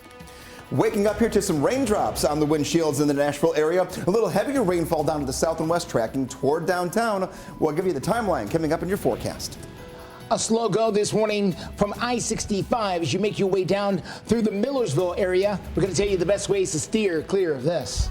Thanks so much for starting your Friday with us here on Fox 17 News This Morning. I'm Jennifer Waddell. And I'm Justin McFarland. Erica Glover has the day off as we join you here just after 8:30. Plenty to tell you about as Fox 17 News is your only local news source, live with you 7 until 9. The search for an endangered 7-year-old out of Rutherford County still active here on this Friday morning. This is that little girl's mother who is also missing. The TBI issuing the endangered child alert this past Saturday for 7-year-old Iris Crum. They say she was last seen back on March the 1st in Murfreesboro in the area of Blue Fox Trail. If you have any information about where she may be, you're asked to contact police. Continuing coverage now as we're taking a deeper look into a popular Midtown bar, Tin Roof, where one of their bouncers faces criminal charges after police say he put a man in the hospital. Now, that man did pass away on Wednesday after being on life support for 16 days. Fox 17 News' Peyton Muse joins us live outside the Tin Roof there in Midtown. Peyton, what have you been able to find out?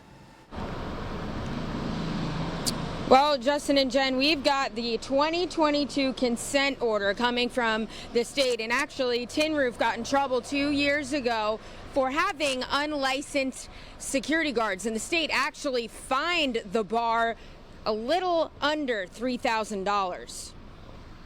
The state checked back in May of 2022 on Tin Roof's security licensing and its bouncers. Come to find out, Tin Roof broke the law twice, mainly for knowingly hiring security guards who do not hold valid registration cards. Tin Roof had the licensing, but 11 out of their 16 guards did not. And the state confirming with Fox 17 News one of those guards back in 2022 was Richard Cornelius. The Department of Commerce and Insurance website shows Cornelius got his license September of 2022. But his license is suspended after what took place at Tin Roof last month. I asked Tin Roof about what happened in 2022. Tin Roof CEO Bob Franklin says Richard is no longer at Tin Roof. After the enactment of Dallas law in January 2023, all security guards are and have been licensed in compliance with the law and regulations, in addition to their existing training. Tammy Barrett lost her son Dallas in August of 2021. Barrett died of asphyxiation at Whiskey Row after unlicensed guards pulled him to the ground and held him on the floor. When is it going to end? We have to get a handle on this violence that keeps coming from security guards and enforcement, because it's completely out of hand. Dallas's law is a direct response to 22-year-old Dallas Jordan Barrett's death. And Dallas's law actually requires more training with a focus on de-escalation practices for security guards. We're going to continue to follow this story, so stick with us at fox17.com. Reporting live in Midtown, Peyton Muse, Fox 17 News, your Code Red station. 8:34, looking at your forecast, and rain coming down here across a good portion of the mid-state. Taking a look, Nashville light. When you see the green, that means the rainfall not all that heavy by any means, and it is starting to track in more consistently here. If you get out towards, say, Belmead, Oak Hill, even all the way down toward Brentwood, Franklin, rain fairly consistent. More toward the north and east, not so rainy just yet, but heads up, Old Hickory, Mount Juliet, we get continuing off toward the north and east. The rain will pick up for you in about 15 minutes. And once it's there, it'll be steady. It'll be light, but it will be consistent. So you'll have a good hour at least worth of some rainfall here this morning. More toward the south. Here's where the things get a little bit heavier. The yellows and the oranges here kind of trending off toward the north and east as well. All of this is moving in this general direction, putting a track on when the areas that are already seeing light rainfall pick up a little more momentum with the rainfall. Mount Pleasant, we go toward Linville, move our way up toward Columbia in about 25 minutes. You're already in the rain. That means you have about 25 minutes worth of light rainfall before the rain gets a little bit heavier. Coming up in a few minutes, I've got your curious question, and we'll also look ahead to your 7-day forecast. I've tweaked the weekend temperatures just a little bit here for you. Steer clear traffic this morning takes us to the north side of town. This is going to be I-65 there. As you make your way close to Millersville, traffic's starting to get a little bit better after the rain moves in. We had early reports of a crash up there on that north side. You can take Highway 31 as the best way to steer clear. We're still watching the scene closer to town. This is going to be 65 at the Fern Avenue overpass. We're dealing with a couple of disabled vehicles over to the shoulder, 18-wheeler and another vehicle. Police on the scene. Looks like they're waiting on tow trucks at this point before they clear that scene entirely. We will watch some other sections of town coming up in the next few minutes. Making headlines here on this Friday morning, Fox 17 News is working to get you more updates on that small plane that crashed on I-40 over in Bellevue. Fox 17 News' Karen Aguilar gives us an update this morning. It was a shocking and devastating moment when we learned that 5 Canadian family members lost their lives after a plane crashed right here next to I-40. You can still see the tire marks of that plane potentially skidding through before the plane burst into flames. Now, their community remembers them. There were 3 children on board who were students at UMCA Rich Tree Academy. The other 2 were their parents. The pilot was Victor Desenko, 43, and the passengers were his wife, Rima, 39, and their 3 children, David, Adam, and Emma, according to Metro Police. Take a listen to the chilling audio of a caller who witnessed the crash. We warn you, this may be disturbing to hear. And I was just driving on the telephone, and I see this plane that's going straight across my car, and it's in a field and it's on fire. Okay. I'm over right here. Here it is. Here it is. The plane is here. We're right by the crash field. Here it is. Okay, I understand. We're getting help. We're getting help for you immediately. It's totally on fire. We can't get near it. UMCA Rich Tree Academy released a statement that says in part, they were loved by all who knew them and will be sorely missed by our students and staff. The Desenko family is well known in our community, and we offer our sincere condolences to the extended family and community. We also know from AP that the rabbi mentioned that Victor was a very kind person, that he had a beautiful relationship with his wife. I also reached out to the family's rabbi myself, to try to get more information and a better picture on who this family was. When we have that information, we will bring that to you. Reporting live in Nashville, Karen Aguilar, Fox 17 News, your Code Red station. Looking ahead to around 8:45, you may have an excuse for missing that rent check payment. This is after police are looking for someone who stole a lot of rent checks. We're going to explain. And a couple different live looks from Nashville. A text message. It's so easy that even my grandson can do it. This Fox 17 This Morning newscast is sponsored by Pool and Spa Depot. Middle Tennessee has a list of lane closures scheduled for March the 7th through the 13th. Here are some of the things that will be affected there in Dickson, Williamson, Cheatham, and Davidson County. I-40, and I-65. This is all due to many reasons like bridge repair, plus the expansion of the Smartway Intelligence Transportation System. Hopefully for me, that means cameras. Well, yeah, too. But also, you know, the smart lanes in the Smartway are the ones where you've got those overhead signs that give you the X's or the check marks to let you know how the lanes are flowing. Right now, we have an update this morning to another story that we have been keeping an eye on. A bill drafted that would allow old fire trucks to be used as entertainment vehicles. That's right. It's been rewritten to put the state in charge of regulating all party vehicles. Now, this bill targets Nashville, which has reduced the number of transportation vehicles allowed to operate downtown. The city also regulates the routes and the hours of operation. This bill will be heard for the first time next week on a state committee. 8:42 is your time, and we spring forward this weekend. We're going to have a 6:50 sunset on Sunday. But my question for you is, are you sick of daylight saving time? How many states have enacted legislation or passed resolutions to stick to daylight saving time? You spring forward one more time and you're done forever. Is it 9 states, 19 states, 26, or 31? I'll have the answer at the end of my next forecast. Up next, we'll have an update on your steer clear. Plus, outdoor rugs, tables, and umbrellas, all with free delivery and setup. You won't find that anywhere else. Make your outdoor space better than ever at B.F. Myers Furniture.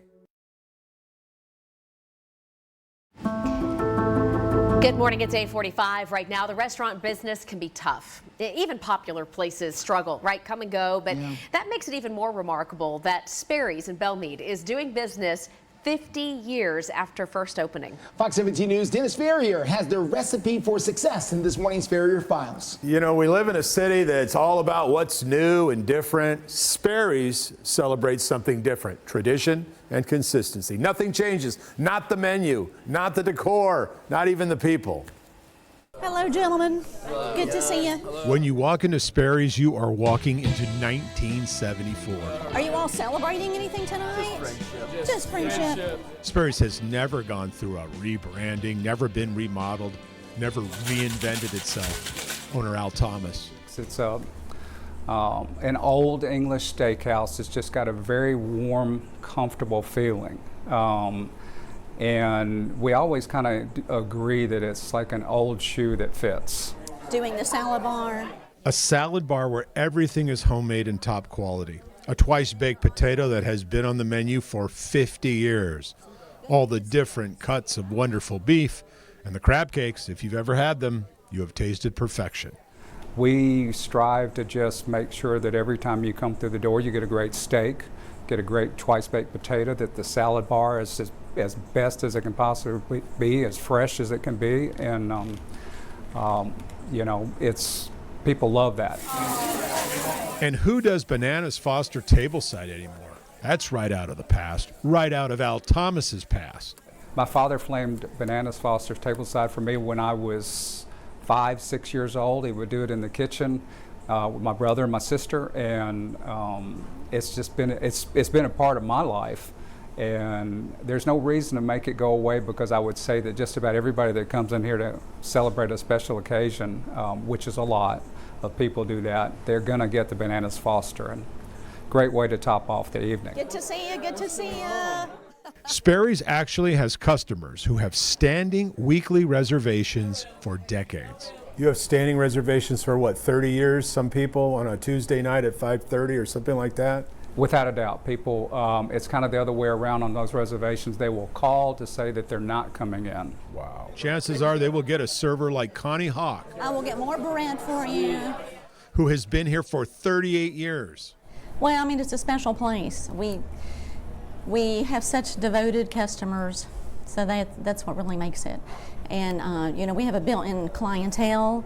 We have generations after generations that come in. And so that's what makes it such a magical place. It really does. So, and it's still fun. And still a huge success. Get your reservations early. I love this soup. If you have a favorite table, you can rest assured that table isn't going anywhere. There's no way you would remodel this restaurant. We were asked one time when we were going to remodel the place, and my answer was, when Bellmead Plantation remodels, we will remodel. It's a historic site. We're just not on the register yet. I think it really hits home when you realize, what does that mean to serve people for 50 years? Well, Connie, who you met, she served somebody on their 10th birthday, on the night of their engagement, and on their 10th wedding anniversary. Same exact person. And that you just, you know, that's mind-blowing, That's right? a legacy. That's a legacy. That is a legacy for sure. Love to see that happening here in our community, and just hope that others are able to do the same, you know? Right, and we've had great places closed for different reasons, you know, rotiers, you know, and people have their Sure. lease. You know, it's a lot of little things that go in. Do you own your building? Which, who knew that would mean so much in Nashville, Rent. right? Right. Lease a restaurant, watch out. Yeah. Hey, we doubled your rent. What? I got to sell a lot of sandwiches. That's nearly impossible to survive.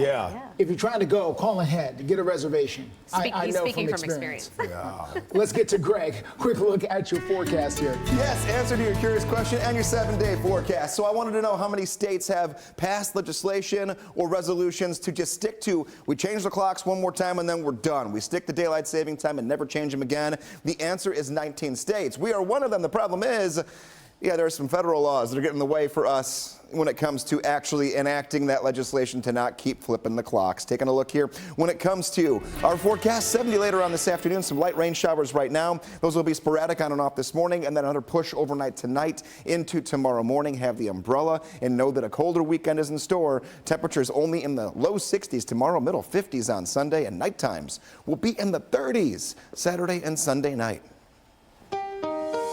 Circular traffic here. One last check out there, what we've got going on I-65. All right, now we've got a fire truck involved. On a crash that's been here for a while. This is not new. This has been here. So I'm unsure exactly what's going on. Just know that it is going to slow things down coming in from the north side on 65 as you make your way past Trinity Lane. You want to try to take Ellington Parkway or Dickerson Pike. It's the best way to try and steer clear. Police in Franklin say they need some help finding the man who they say stole thousands of dollars worth of rent checks from an apartment complex. So, yeah, this might be a time where you actually have an excuse as to, you know, where's your rent check? This is the guy they're looking for. They say he broke into the office at the Royal Oaks Apartments, stole about $20,000 worth of rent checks and money orders. You can see him here.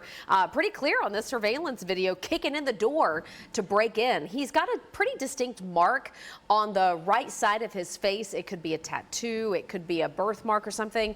And police think he was driving a white Mercury Grand Marquis or maybe a Ford Crown Victoria. You can see that car on the right side of your screen. If you can help, call Franklin Police. Well, we are closing out another week in the search. That's why we already have blues on the map. Providing you the information needed to prepare and stay safe. Fox 17 News, your Code Red station. Alerts, empowers, protects.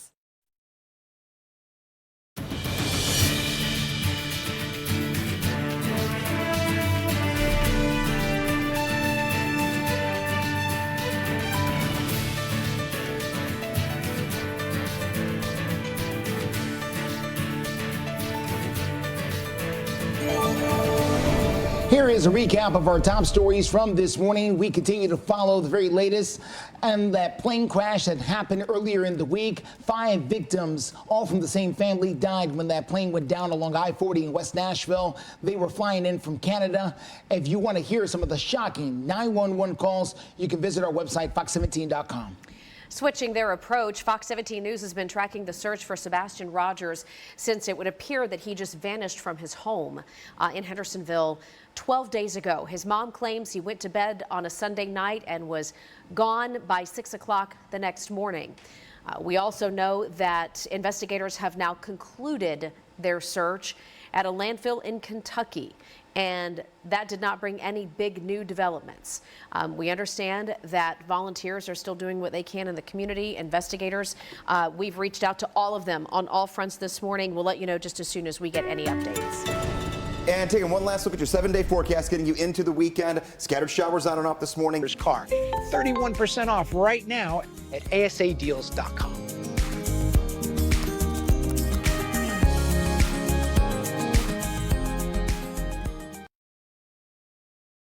Sponsored by the Big 98, Nashville's #1 for new country and the home of the Bobby Bones Show. Billy Crane. How are you, Eric? Billy, it's good to see you. Thank you for having me today. Thank you so much. I feel like we saw each other not long ago, but it's been a few years back when you were playing with the Bo Weevils with Charlie Daniels. Down at the Losers Club, that's right. You've got so many great music things going on. You and I were talking before we even came in studio, Billy, to where, you know, the things that you're doing for the veterans, this new video and song that you have out. Let's talk about this. Something worth fighting